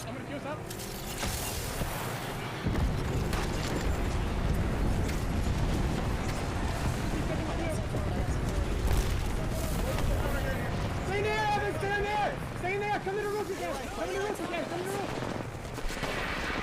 Oh, nicely done.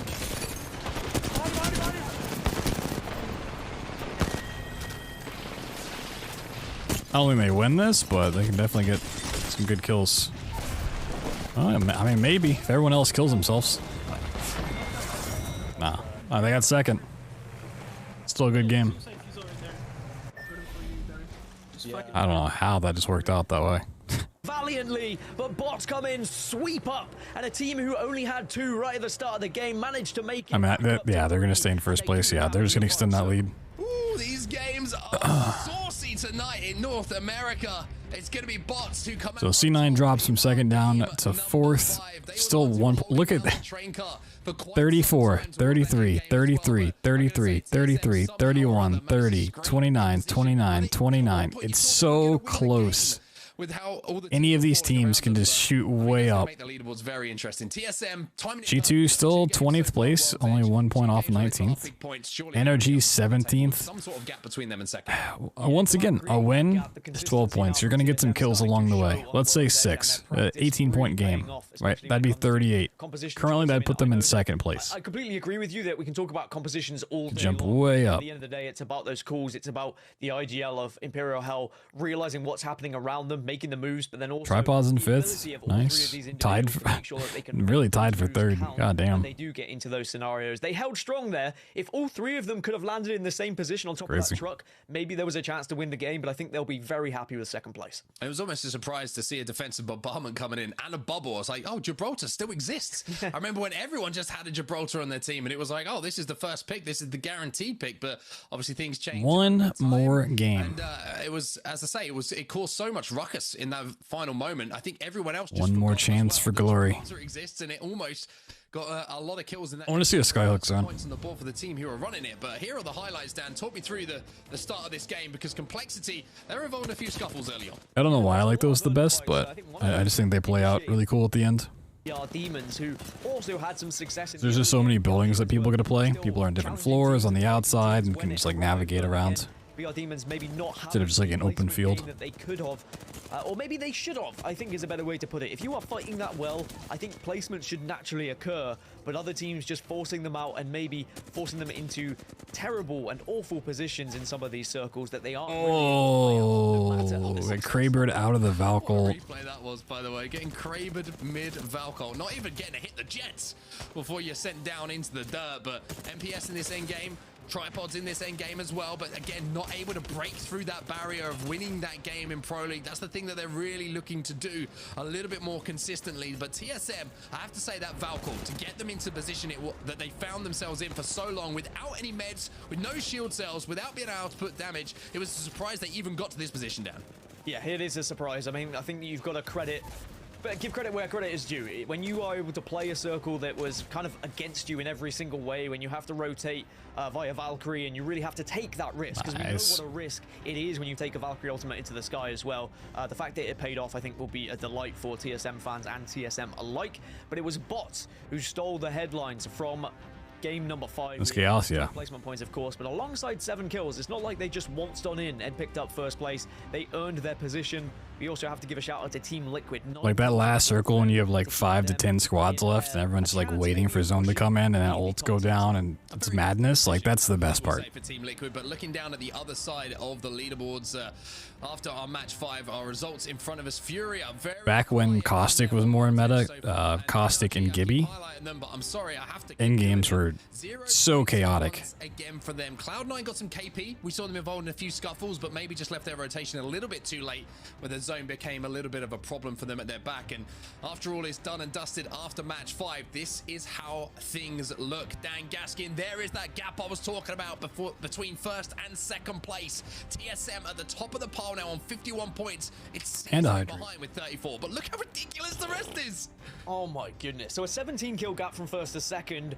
Perhaps TSM are doing all right to try and create that gap and try and give themselves a real chance in match number 6, but I'm more worried about what the hell's going to happen elsewhere from second downwards, because one big game and you could see 8th place suddenly end up in second, if not still first, if TSM were to have a bad game. But you'd imagine that Lost TSM check is me too, yeah, for sure, quite safe, considering they have a 17-point lead. This is almost impossible to call, though, when you look at second onwards. Like, you would be a crazy person to try and bet on this one. It is not going to work out. Hey, I don't do predictions at the best of times, but there's absolutely no way I'm predicting what the final leaderboards are going to look like. It is absolutely nuts. And the great thing is, we've got one more game, like you say, ahead of us. And before we get there, we've got to go into a quick break. But if you are going to go for a break, make sure that you're not going too far, because this final game of the day for the North American Pro League is going to be nuts. We'll see you in a sec. And make sure you have good posture. Oh yeah, oh yeah. It's kind of hard to make sure you have good posture when you're sitting down. Like really, all you can do is fix your upper back. If you really want to make sure you have good posture, you also need to check yourself when you're standing up. Check your hips. Make sure there's no pelvic tilt going on.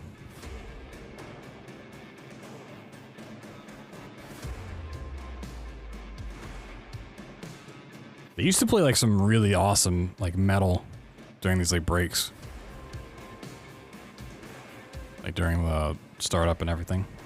Where's Beck?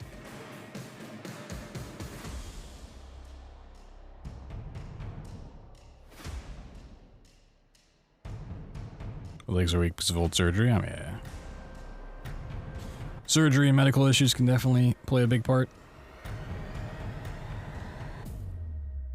My legs are weak just because I fucking sit down 14 hours a day.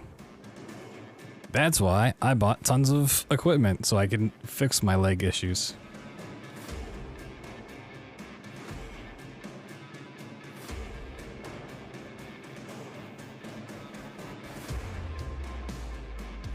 Not sponsored, definitely not sponsored.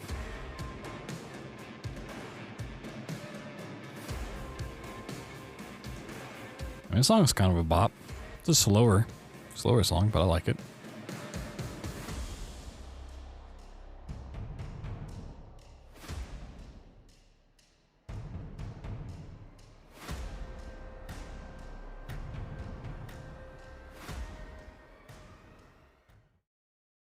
Whoa, we're back. Apex Legends Global Series Monster Energy, your official energy drink for the ALGS.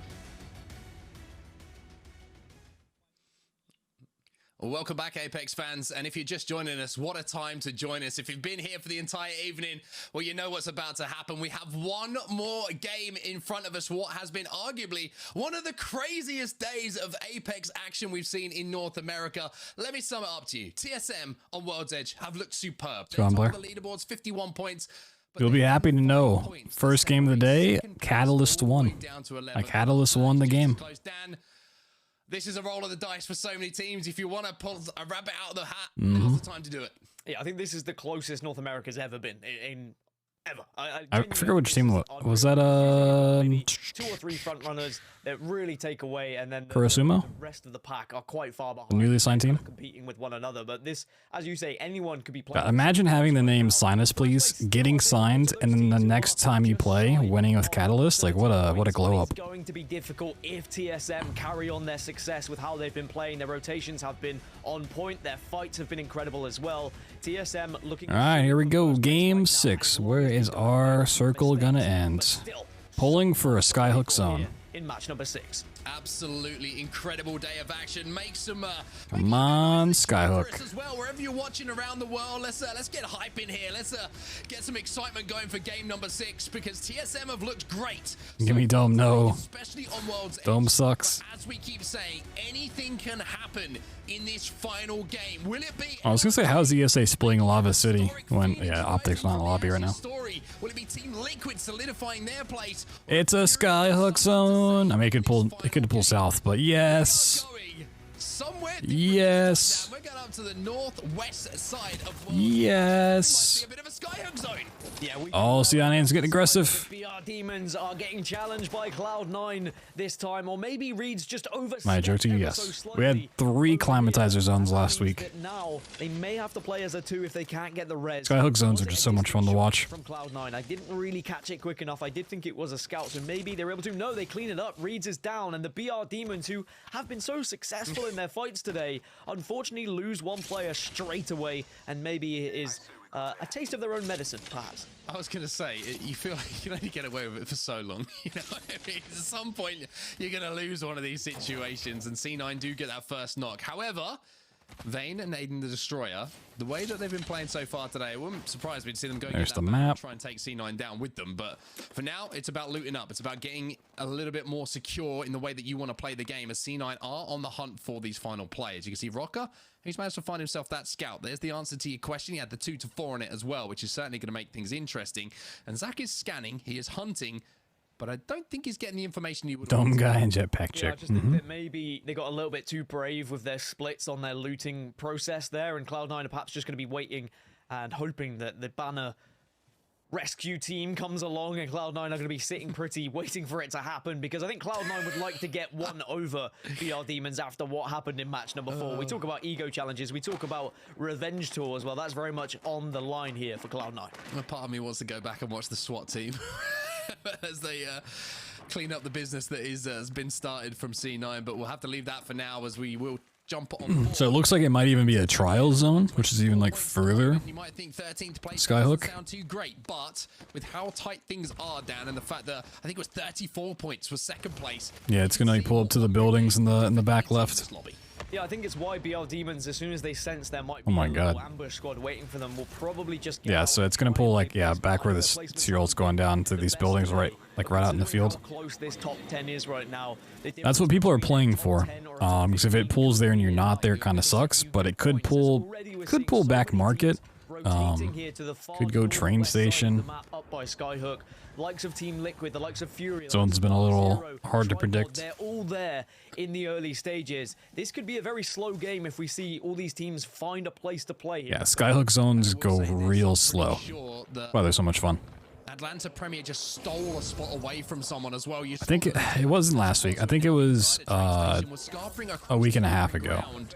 And trying to get into that building, but the time Or maybe 2 weeks. It was like ring 3, and all 20 teams were still up in Skyhook. to decide where Atlanta Premier find themselves. But that's what we talk about, right? The amount of work the teams put in, knowing the timing on the Valkyrie deployment, taking that skyward dive, and if you can beat a team there, even if it's by a hair's breadth, that is your spot to play with, and everyone else has to reassess. I mean, there's already, what, 11 teams into Zone 3? They have got the beacon information, they've got into Skyhook, they have pushed, and they are setting up. Karasuno, though, eliminating the amazing start they had to today's Pro League, but they have fallen short ever since, and they have not been able to solidify themselves as a top team here in this lobby, and they will be dropping down those leaderboards because of that early exit. I will say this, in Apex Legends, it's not a good idea to stand still by a window, and I think that Deeds has just found that out very, very quickly as he had his shields shredded away. Gets away with it, I will say, but a good spot here for tripods inside of this bar building. They'll be set up for the end game. A lot of the time we see these zones maybe pull towards that market. Sometimes you do see it pull a little bit north, which is why you see a lot of teams actually set up on those tracks as well. But as one team takes to the sky, everyone else tries to make them drop like flies, but nobody can quite connect for now as Gent with that flatline can't. G9 still looting up, G2 still looting up. I don't know what Team Impulse is on, but they're still kind of figuring stuff out. Every other team is pretty much in Skyhook at this point. But I say that like it's easy. We know for Like, just look at the map. if they were to make a mistake, Look at all the colors, all the names in the top left of it. certainly first place is up for grabs from these chasing pack. They might be 17 points off, but that 17 points is very much achievable with the right game, and we have so many teams who are possible, who have the opportunity to do so with the way that they play the game. But TSM do find themselves into Skyhook. Ooh, got a bow. Home at the moment, Mark. They are still running, and I guess they just hope they don't run into someone else, but uh-oh, there is going to be a little bit of confrontation here. There is. Verhouse takes some damage, and TSM are going to retreat, but they got Trying to chow the roof, it's a little one of the players has blue armor. Now, risky. even though they have to ascend from low to high, but they have the armor advantage. The question is, will they be willing to take this fight so early on and take complexity on head-to-head? For now, it looks like respect is going to be shown between the two teams.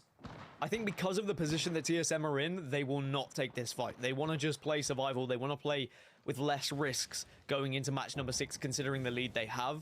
But at the same time, we know what TSM are like, and we know that they like to press their advantage. Oh wait, ESA is so far. They're in dome still. Oh my god, they're so far out of zone. Could go for a push, but I think it's more I didn't even see them on the map. hunker down here, and they try and just hold. They don't necessarily have the defensive legends to cover like others may do, with the likes of Newcastle featuring the likes of Watson on the cards. Instead, it's going to be about utilizing the aggressive features that they have in their composition. As Season, 3rd place at the moment, they have lost one. Nocturnal on the other side, Team Liquid making sure they takes them down and stop these trolls from staying under the bridge. And Team Liquid, this is their zone. They land over at Trials and Skyhook. They have done for quite some time. They always have good loot coming out of this position, and they know how to play these end zones. And you can already see how they're set up on this side of the tracks. They want to keep the rest of the lobby in front of them. Their backs covered by the natural edge of this map on World's Edge. So they are set up in a really good position here. Maybe they don't have the attachments and the ammo. That could be a slight worry for them as this game starts to progress. But as far as position is concerned, Liquid don't need to do too much, and they can probably guarantee themselves some good placements. This is frustrating though for Season. I think they were probably comfortable with their setup. They were comfortable with their area. They were all Watsoned up and they were ready. But now this is going to be a real shame as they try and get their third back up. But is it actually going to be possible? That would be my real this isn't a bad spot. It just sucks to play early. Of course, mobile beacon is also there, but you're gonna be so vulnerable when you drop in. But I don't know. I've seen crazier things happen, so maybe we'll revisit that when it does. Because 19 squads still remain. Everyone has found a place to play really in Skyhook. There's not too many stragglers when it comes to the late rotators. I can only see 3 teams who are outside of this current zone. Surprising C9 took so long to rotate through here. Because they used to have a play where they like to Valcolt on top of train station and then Valcolt back to where Team Liquid is, but speaking of, is Cloud9. They're going to be one of the latest teams to actually move into this next circle. that's complete. There's no way they can do that now. I don't know how they're going to work in here. They used to play this kind of zone really fast and get a place. If tries to push them, they should be pretty good to at least deal damage and exchange to get a reset if they do need to do so. But 1 minute and 15 seconds, they're just waiting for their backs to close, and it looks like they're going to try and play the high side of these tracks, maybe the outside of that train station. But the longer you wait with 19 squads remaining without scouting out ahead of you, the more difficult that move does come. So Zach Mazer's got a lot of responsibility here. Oh, they're all chilling. In front of them now. This could be the second chapter of the story, so to speak. They don't have reads. He's not going to be able to get back into the game. Vane's only got white shields as well. Yeah, if it pulls back market, had that info. A lot of teams are going to be take this train station building off of them. out of luck, but they probably won't. I'll probably keep pulling left. As I say, with a good placement, you never know where you might. No, Thor's leaving. Things are. You just kind of have to hope that. I think he's waiting for me to get up so he can take my chair. Whole game and get wiped a little bit earlier. And all teams will have a keen eye on that kill feed, but I think they know, looking at this circle, we're not going to see that many kills happening for a short while. As Zone 2 eventually closes, still everyone is going to be within that circle, and everyone is going to be far enough away that fights don't need to happen. I think the only team that will be pressing that is probably Cloud9, so I think it's quite right that we're watching them at the moment. They're going to be the ones who could really challenge a position. As for everyone else, it's about just hunkering down, listening, waiting, being patient, maybe trying to level up some shields here or there with some damage onto those that are around you. But you also don't want to get rid of too many resources. You don't want to take too much damage and give still there to other teams.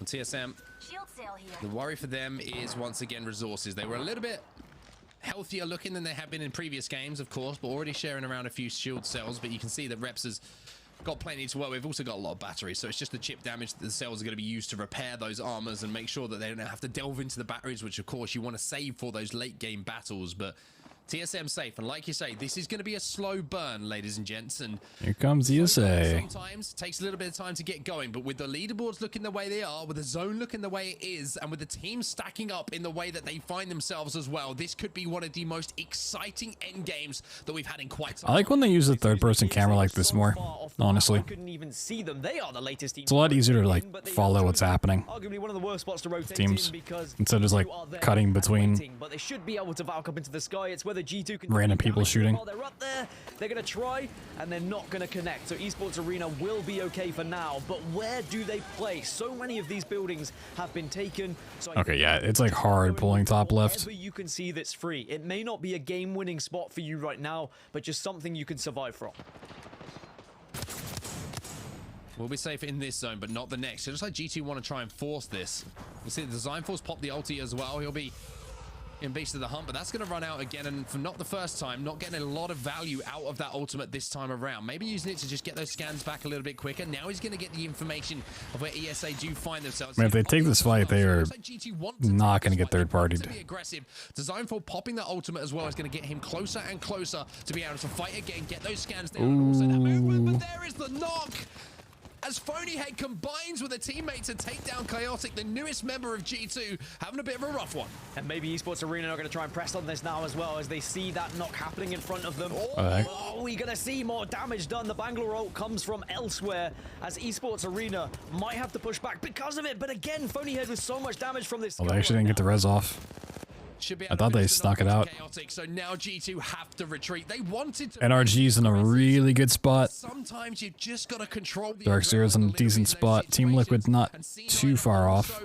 Joining the party. You can see that Rocker has taken down Designfall. That's going to be another player falling for G2. One more player left alive, but you get the feeling with C9. I'm really surprised Team Liquid didn't play where NRG is playing currently. Has just fallen over. C9, what are you doing down here? Absolutely obliterates you when maybe you've got your eyes set on the team that was inside the building. But these three squads, the reason why they're being aggressive, the reason why they are taking these fights is because they know their rotation is not going to be fun when they are going to be making their way through, because they've got to fight their way through a choke point as well as fight past other teams. So it's about trying to pick up some KP here and being the last remaining squad on this side of the circle to really give yourself a chance of actually getting into the next zone. Well, even though Zach Mays is on his hands and knees, he might be back on his feet in a few moments' time. You can see Phonyhead is trying to get into position to cancel this res. He gets big damage down, and he manages to get the re-knock now onto Zach Mazer, as well as doing more damage onto the player trying to res him. Naughty was the player who was up on height with the wingman, and it looks like ESA, they want a piece of C9. They're going to take him apart. At one point, it looked like ESA were going to be going down before any of these other squads, but they have completely flipped the script. They first pushed up onto the initial aggressors, and now they're going to take down C9, it looks, who were the last to go C9. I mean, they had a decent day, but we'll see how they finish Cloud9's chances here once it's all done. In the higher echelons of this lobby has just Before this, they were what, 4th, 5th? Craziest thing about what you just say, right? Tied for 3rd. Game, you say 4th position. Surely they couldn't just disappear, but with how close it is, there was 3 teams joint with Cloud9 on 33 points overall. It is not the game to go out early if you're C9, and unfortunately for them, it kind of just paints the picture of the season so far. But Esports Arena, who were in a tough spot at one point, fight their way into a good position as TSM now take the height. It was Complexity who were there previously, but Complexity, they've become ghosts. They disappeared already. It's actually not even crazy to think that Cloud9 could drop out of the top 10. Like, that is entirely a possibility, which is kind of mad. I think they'll probably finish around 8th or 9th most. Yeah, Energy's got a really good spot here. So far from that 4th place that you were talking about. That actually right now they're in 3rd after the kills they were able to pick up. But that will change very quickly as Dark Zero now have managed to get the initial knock onto Complexity. Okay. The safest side is right here, right here, right here. All right, another threat is getting late oobed from up here, okay? Because top trials is still in, meaning that the trials team is 95% chance going to fucking oob us. Okay. Final couple of minutes for they're looking out. Forcing their way into zone, taking down C9 and G2 on their way forward. ESA is trying to wrap their back. They are bang in the center. Let's go back. Go back. They're splitting themselves between this building and the truck as well. They are controlling so much. The top of the rocks, looking up, just getting ready to fucking beam. Guild, you're jumping down. See if they see ESA on their back. See if ESA fights this. Playing a different game, bro. Fury could just drop down. Oh, ESA might be wrapping back around. I want to keep them up. I want to watch it when the circle comes in. Yeah, 30 seconds. All right. Do a little split. For quite some time, because it looks like they should be able to hold. I think it's going to be coming from the top one. This is really crazy moments. We need to go on board with NRG. We're just going to keep an eye on NRG down here. In the next few moments, they need a big game. They're in a good spot. Because everybody else is in Skyhook. Everybody else is on top of trials. But who's on the backside of it? It's going to be NRG. They have a spot all to themselves. And Furia trying to zoom down at the moment and get some damage onto ESA, who are making that rotation. This could be a very interesting fight here because NRG are holding the high ground. ESA now take underneath Furia and look like they're going to try and rotate in. We could see an ESA Furia fight break out. Does the winner of this fight have a false sense of security, though? Do they then try and rotate around and just meet NRG? That's the question for me, as now Panda is doing some damage with the Vault, has to back off, needs a little bit of help, as Esports Arena seem to be heading the damage here, seem to be leading this fight, but it can very having a full screen. Get flipped on your head, but no, 2 members of Furia, they go down, and ESA showing what they're made of here already in this fight. Furia just get decimated. No, Man, look at the map. Sports Arena even went down, but the zone now starting to close. Capra's already pushed up to make sure they can control the exit, and they will be safe for this Wow. next zone. So an important fight that had to be taken. And look at the kill feed. Bot's gone. BR Demon's gone. Team Smiley gone. E8 gone as well. But here is TSM. Where's my mouse? Reps is taking some damage. Damage that he can quickly get back on his They're gonna be getting shot in the back. They have one rock to play, and I have a thermite. Stick on NRG. They need a big game. I'm scanning them. They're low. They're low. They're low. Can you walk up with me, Nate, and we're gonna swing this corner? I'm playing. I'm here with you now. I'm doing a thermite there. They cannot afford to lose this. I need you peeking, Gil. I need you peeking. Sweet cannot go down. He's got to heal. He's got to heal. Popping two, I'm batting two. Being up on me. We're gonna queue after. Queue us. Cannot trade. Oh. Going back up. What do you need? Or Guild? They're getting shot in the back the whole time. I'm low. I'm medkitting. We have a knock on them. We're still in zone up there. Can you guys stay up there the rest of the game, please? Yeah. Are they still close? No, I think they're on the low ground below us. They have to be below us on the left. They can swing left on me. I'm with you on the far left. He's one. I'm one HP though. Careful, the building's looking at us. Everyone. Wipe tripods. We're gonna get eight. All right, we gotta remember the oob. We gotta remember the fucking oob now. Everyone heal, and our priority is looking up. Can you loot this guy? Yes. I'm gonna loot the front guy. Holy shit. All right, we need to focus on the oob. I'm telling you, it might happen. I'm looking at it now. Oob. Right, I can't loot any of these bodies. Watch the oob. I fell down. I'm looting it. Run backwards. All right, run backwards, Nate. Afterwards, I'm playing on the low ground so I can beam him off jump stun. Can you get back up there with him, please? Yeah, I'm going. And then I'm gonna play here to you guys' right. Crossing the bridge, crossing the tracks right now. I hit one. I'm watching for oob, please. I'm oobing. I am. Because a lot of you have followed me from speedrunning. Oob is just their way of pronouncing out of bounds. OOB. They could backwood up there as well. They're in front of us though. Scan them. He's not up there anymore. He jumped. He fell down low ground. Okay. I could literally play up there, but I could get scouted. He's like right here. Don't do it. Building's I need a resin. Guild look. Oh. They're fighting. Hold, Guild. Stick it no matter what. I'm sticking this. They're top 7. Got some rats in the lobby. They're fighting up there. Be careful, Nate. I would not play that. I just got one clip from there. Nate, please come back. It's not worth it. Game ends on our side. I'm going back up to the rock. All right, we're safe last up top on the rock. We win this game for free. We just cannot let anybody swing us from up there. There's a guy I have one bat. That was still there. I have one bat. All right, listen. The roof of the building is going to be not safe. And then after the roof's not safe, we're playing from high ground on me, and we win for free, okay? Remember about this Valk. He can fly. I know, there's a team in the truck, two teams in the building, a guy on the bottom right southeast, and a rat on top of the rock. Okay? Yeah, he called it perfectly. Yeah, that's where everyone is. As the roof of the building is no longer in, we're going to be playing on the ridge on me, on the rocks, looking down, killing everybody in front of us, okay? Okay. Finished off Hal. Reps is still alive. It might be Reps and Verholst for TSM. So TSM definitely is taking first on the day. Big fighting in the building. Not a huge shocker. I don't think anyone's even going to be playing the roof. That's one. But definitely puts them really high in the overall standings. I think we should get the scouts here. They're already like 2nd or 3rd in overall standings. One of them is a rider. They're going to walk up and play the wall. They use the fuse on, not on us. Yeah, I'm looking at the cross. I'm looking at the cross. He's shooting the solo. They're fighting. The solo might fly on my side. Yeah, I'm looking. He's dead. All right, look there. We're queuing them on the This is their game to lose. They could queue in the air on us. I might early horizon ult that. I'm gonna early ult it, okay? They're mining the corner. They're moving hard forward. Good ult. No, it's just a solo fuse, I think. I would be sucking his teammates. Okay, play slow still. Roof of the building won't be in and we'll be safe. Sucking the teammates. I'm jumping down to you guys. Running out of the door, pride one. Yeah, they just let people fight. Beam them up. It's about to be us. 3v3v1. Hold the height and look at the truck. Look at height. 50. We're in longer than them. There's a seer below us. There's a fuse below us. I know. They'll have to fight him first. Do we have any grenades for the truck? I have Cyril. No grenades. This complexity is 3-man?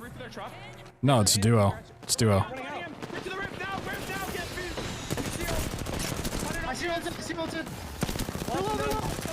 Yeah, they won this. Nice. Good job. Holy shit. Holy shit, all it took was They needed that. fucking zone. Oh my god, we suck so bad, but we're gonna get better this week, guys. I'm gonna become the best IGL again, I swear. Holy fuck, we suck cock. And by we, I mean mostly me today, because you guys actually played individually fantastic. Good job. Holy shit, let's go, baby. They needed that. Fucking straight magnet to the edge of the zone on that tower.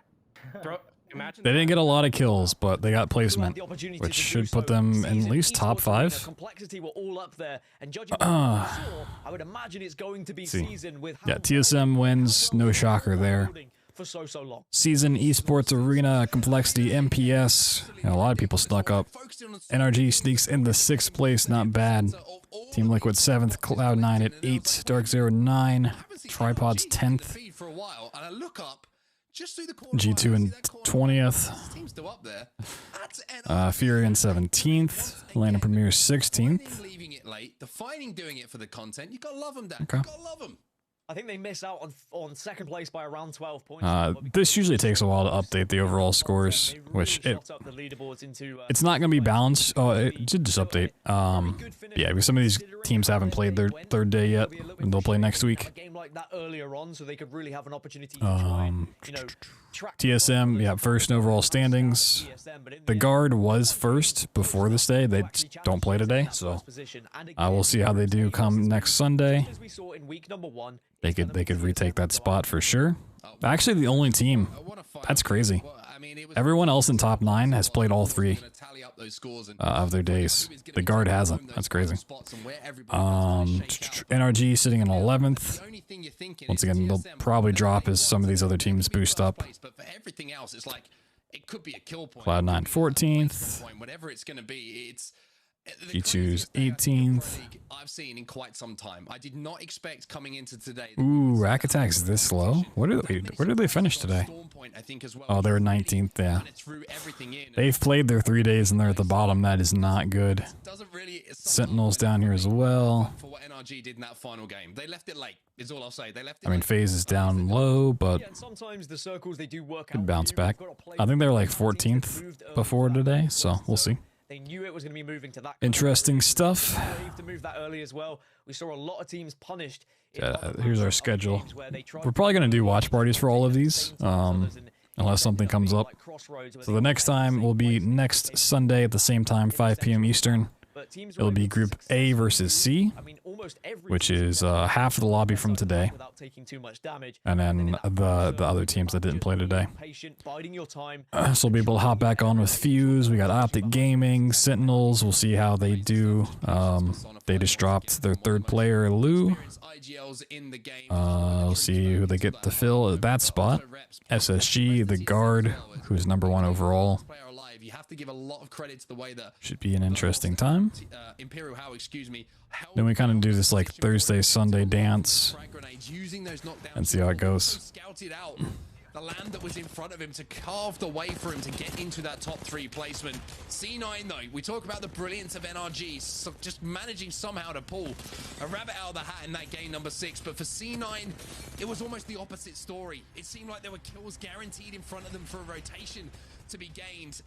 Or to make mistakes on a day like this where everything If they do any like wrap-up stuff real quick. A good day, you know? Teams that, oh, I can't say all the teams that need to perform did, but like big tier 1 orgs, NRG getting that one at the end, big, definitely needed that. TSM showing up. Dark Zero did a decent job, I guess. Cloud9 was looking promising. I mean, that last game goes a different way for a lot of these teams, and they're like top 5, right? Like, look how close this board is, all the way down. Except for the bottom. But there's only really one story from that game, and it's the team who somehow found their way. Get him on camera. Oh. Oh.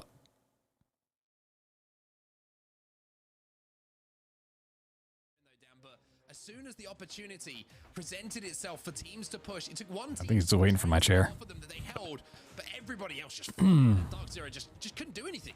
And what a different scoreboard it could have looked if ESA were able to get a little bit further. Oh, the red. Oh, my eyes. Oh, my eyes. Oh, jeez. Oh, jeez, Rick. My eyes. In that game, just from the sheer amount of damage they were able to output.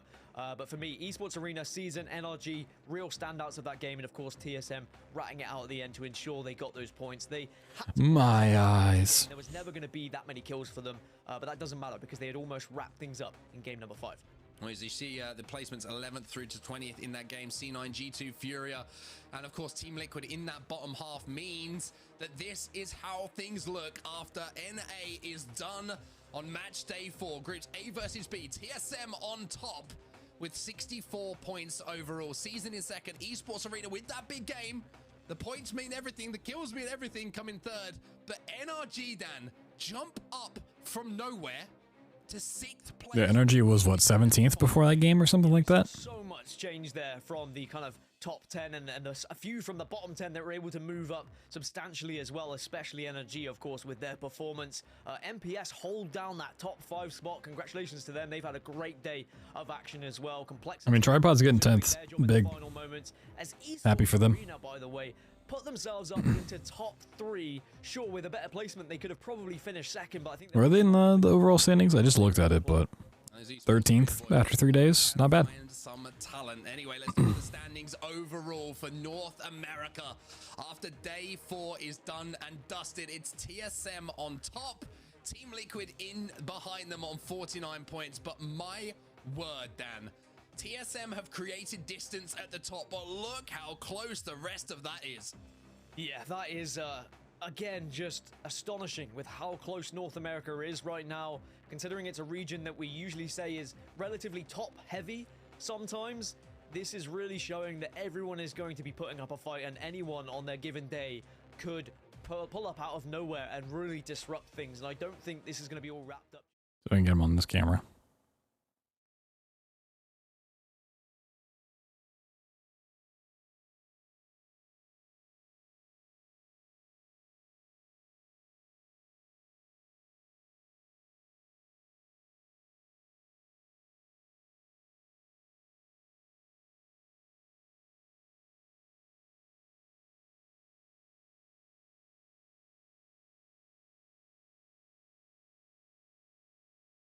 Got a big hand of fluff.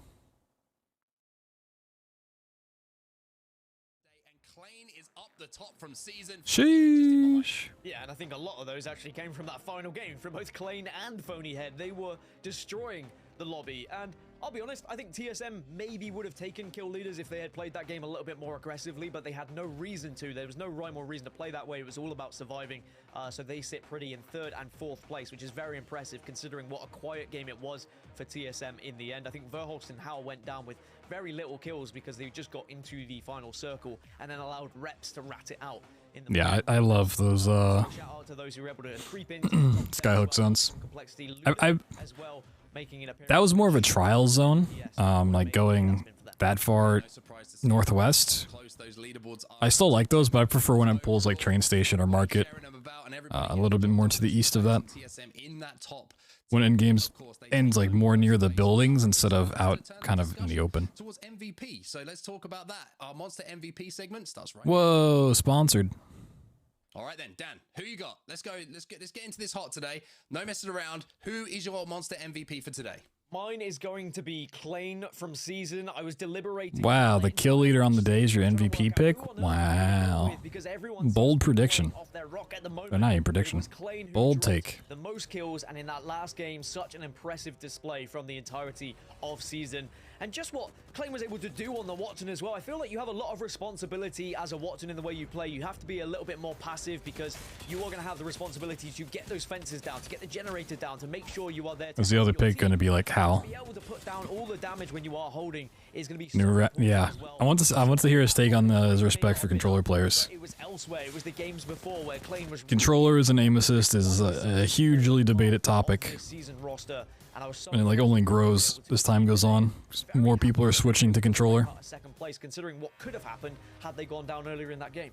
Yeah, I have to agree with you. Klein certainly had a day to remember for Season, but I have to go with Reps from TSM. I went with Reps. It goes elsewhere, but I'm talking about Reps today because I think he's one of the best players that Apex Legends has ever produced. And the reason that I'm talking about him today is because on World's Edge, he plays a new legend that he hasn't got many hours on in comparison to the likes of Watson, in comparison to the likes of Gibraltar in the competitive setting, and that's where TSM came to life. Reps is the heart of TSM, in my personal opinion. He's the one that keeps them ticking. He's the one that keeps them moving. And I think in these final games, he really was certainly a standout player. Ratting his way to that second place to secure top 1 for TSM, Dan. You can't really argue against that. Top 1. We finished top 1 today. Some slack because I hadn't predicted him, but an impressive display, that's for sure. Very impressive indeed from Reps, Dan. And I think he's going to do it for our Monster MVP segment. Amazing choices from us both, I would say. I pat ourselves on the back for once. And yeah, I think, I don't know who's, do you know what? If I had to choose, I'm going to choose who I go with. So who knows? But that's not how this works. But that's going to be your Monster MVP segment. What? What was he saying? All right, then. We're back into things here, and we're looking to close things out. What a day it's been, by the way. Absolutely amazing day. Hopefully, all of you have been watching at home. I've been enjoying the show as much as we have to cast some of these games and break them all down for you because... Word salad. The more weeks that we see go by in the Pro League, all of a sudden it feels like the teams, the players, they're starting to get in that position where they're like, we realize time is running out. We realize we have to get things going. And one player who certainly could get things going today was Klein from Season. Dan said he was his Monster MVP, and we actually have him on the line now. Whoa, that's not Klein. But we do have you on the line. Klein, can you hear us, my friend? Yes, sir. Yes, sir. Yes, sir. That's what we want to hear. Firstly, congratulations on an amazing day individually, but also the team performance today. How do you feel coming out of day 4 today? Because that was a pretty crazy day and a pretty crazy lobby. To be honest, I mean, we should have won. Just some really unfortunate things happened on World's Edge. I mean, we played like insane today. It was awesome. Just back-to-back weeks performing feels really good. And then that final circle. Well, they get second on the day? Absolute Yeah, they got second. The hold you had in that building was insane. Talk me through what happened. We should have won. You say maybe It should have been me. Is there anything you feel like could have gone your way a little bit differently? What went wrong for you in that last game? In the last game, I mean, to be honest, I think we played that game as perfect as we could. There's nothing else we could have done after that fight up top. We got third-partied. My teammates went crazy and killed someone on the third party, so we lived a little bit longer. But yeah, after that, there's nothing much for us to do. I think we did the best we could.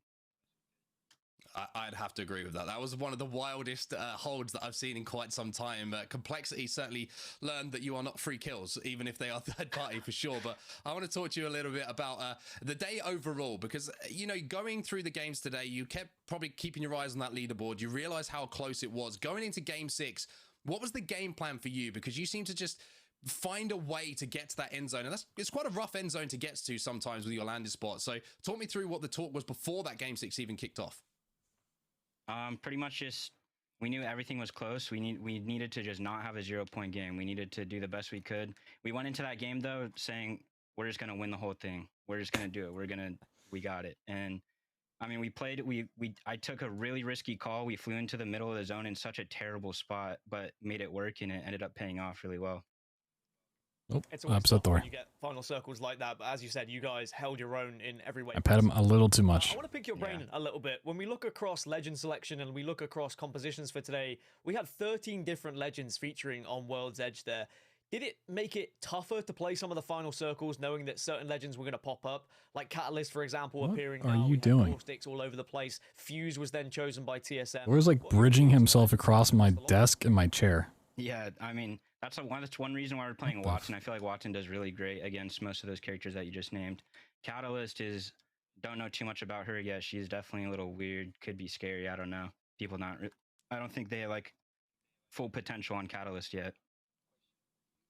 Trying to push you off. He's doing something. Very interesting that you bring up. I think he's just gonna fall. Because it was almost a surprise to us as well. Because obviously, you know, you played a few weeks on the old patch. Now we're on the new patch.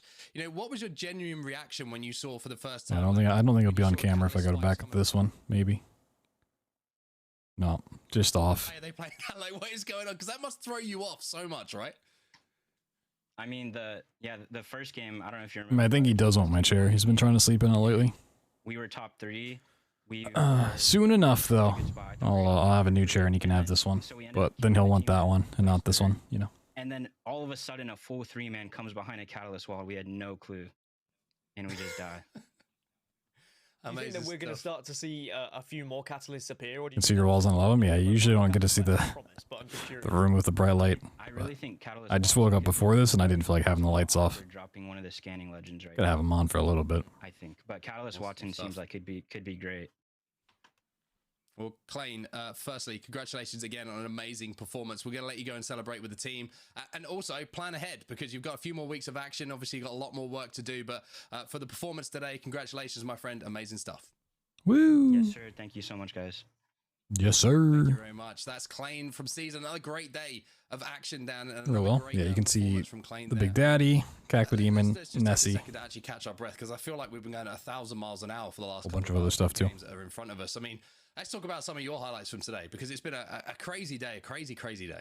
I think, as you've heard from me, you know, getting nerdy over all of my statistics about legend selection, it's been the variety of compositions today. It's been seeing Catalyst being added. It's being people trying different compositions, Fuse being added here or there. We saw Caustics. I think at one point we had 14 legends on the map in EMEA today. I love that people are trying to break out of the box and people are trying to find something that will beat the current meta, and that means it doesn't get stale. Something Metroid? There's not a lot of great Metroid merch. I did look for, I wanted like the size of the Cacodemon. I wanted a Metroid, a plushie of that size, but they just like don't make them. I loved how everyone played today. Like you can find like a 6-inch small one, but it's like plastic and hard. Yeah, it was an amazing. It was super disappointing. Everything you said there, I think that it was in my opinion, one of the most fun days. I looked. North America and EMEA. I looked for a long time. Showing us something.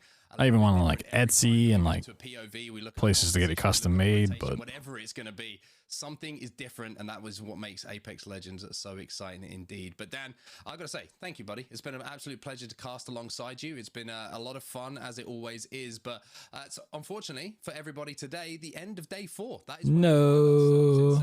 That's going to be size of a beach ball, yeah. However, don't worry, we're going to be back very soon next Sunday. I mean, that's like almost a beach ball size. From the North American and EMEA regions. Of course, we have our other regions kicking off as well, but the broadcast is going to be covering those. Match day 5.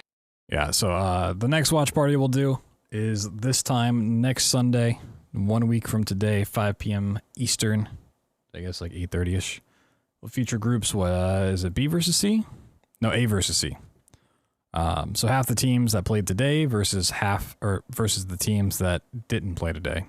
So there are 3 teams of 10, and they kind of rotate through. So looked at before. Group C featured the ones that didn't play: 100 Thieves, FaZe, First Attempt, Luminosity, Optic Gaming, Oxygen, Esports, Sentinel, Slept On, Space Station, and The Guard. Some very big names. The Guard, #1 overall before today. Obviously, the leaderboard's changed with that. FaZe, the team I tend to root for and hope to do well. Optic Gaming, a big name that hasn't been performing super well, but they could always pop off. Sentinels, a team that was once great, once feared as a really good fighting team, has fallen off the face of the planet. You think G2 was bad today, they're kind of in the same league as G2. Space Station Gaming, super good team, super solid. Luminosity has been doing really well. I think in the overall board, they are pretty up there. Yeah, I mean, besides the Guard, who was first, obviously didn't play today, they are the second of the teams that didn't play today. Who's playing for Sentinels? It is dropped. Oh, no, for Sentinels, it's, I was thinking SSG. Synox, Crust, and it says Lou. They have parted ways with Lou. I don't know who their third's going to be, if it's going to be their quote-unquote coach Tech, or if they're finding a replacement. I don't know exactly what's going on there. I don't think anyone quite knows what's going on there yet. So, we'll see. But it should be a pretty exciting day. And these are teams that played the day that we'll see again next week. We got Bots, CLG, Complexity, Dark Zero, G2, MPS, NRG, Rack Attack, Team Liquid, Team Smiley. Should be a pretty fun time. We're going to stop the stream there because I need to go eat and figure stuff out. Get some stuff done. I don't know if there'll be a short stream later on tonight. I'd like to, but it just kind of depends on how I'm feeling. We did a very long stream yesterday that was kind of not what I was planning. I'll say that. It was a fun time, but I did not plan on staying up until 8 a.m. Which is why I was so late getting this all started up and getting things done. So if I don't stream tonight, possibly do a short stream tomorrow. It is Monday, which is usually my day off, but try to balance some stuff out, you know. So yeah, if you do like Apex, you want to talk more about the comp scene or whatever about the game, there's a channel in the Discord. I'm always down to talk about the pro stuff. I watch a lot of it. I watch scrims a lot. I'll go back and watch some watch party stuff and just see how, like, a lot of these teams, the ones that didn't play today, Group C, probably watched today. And they'll have a lot of thoughts on how teams played, how they rotate it, things they can pick up, things they want to try, places they want to go, how the zone's pulling. And there's a lot of information they can gather from there to bring into next week. I love knowing that stuff. As much as I love playing Apex, like, that meta discussion's always really, really fun to entertain. But yeah, possibly a shorter stream later on tonight. Possibly, if we don't do that, possibly a shorter stream tomorrow. Should be fun all around. But yeah, I'm gonna go eat. Thank you guys for watching. Thanks for hanging out. Hope you enjoyed. Trying to get better at doing these watch parties. Get a little bit better of a setup for next week, maybe, you know. Maybe keep upping the production value. Return for the next live play Apex broadcast. No.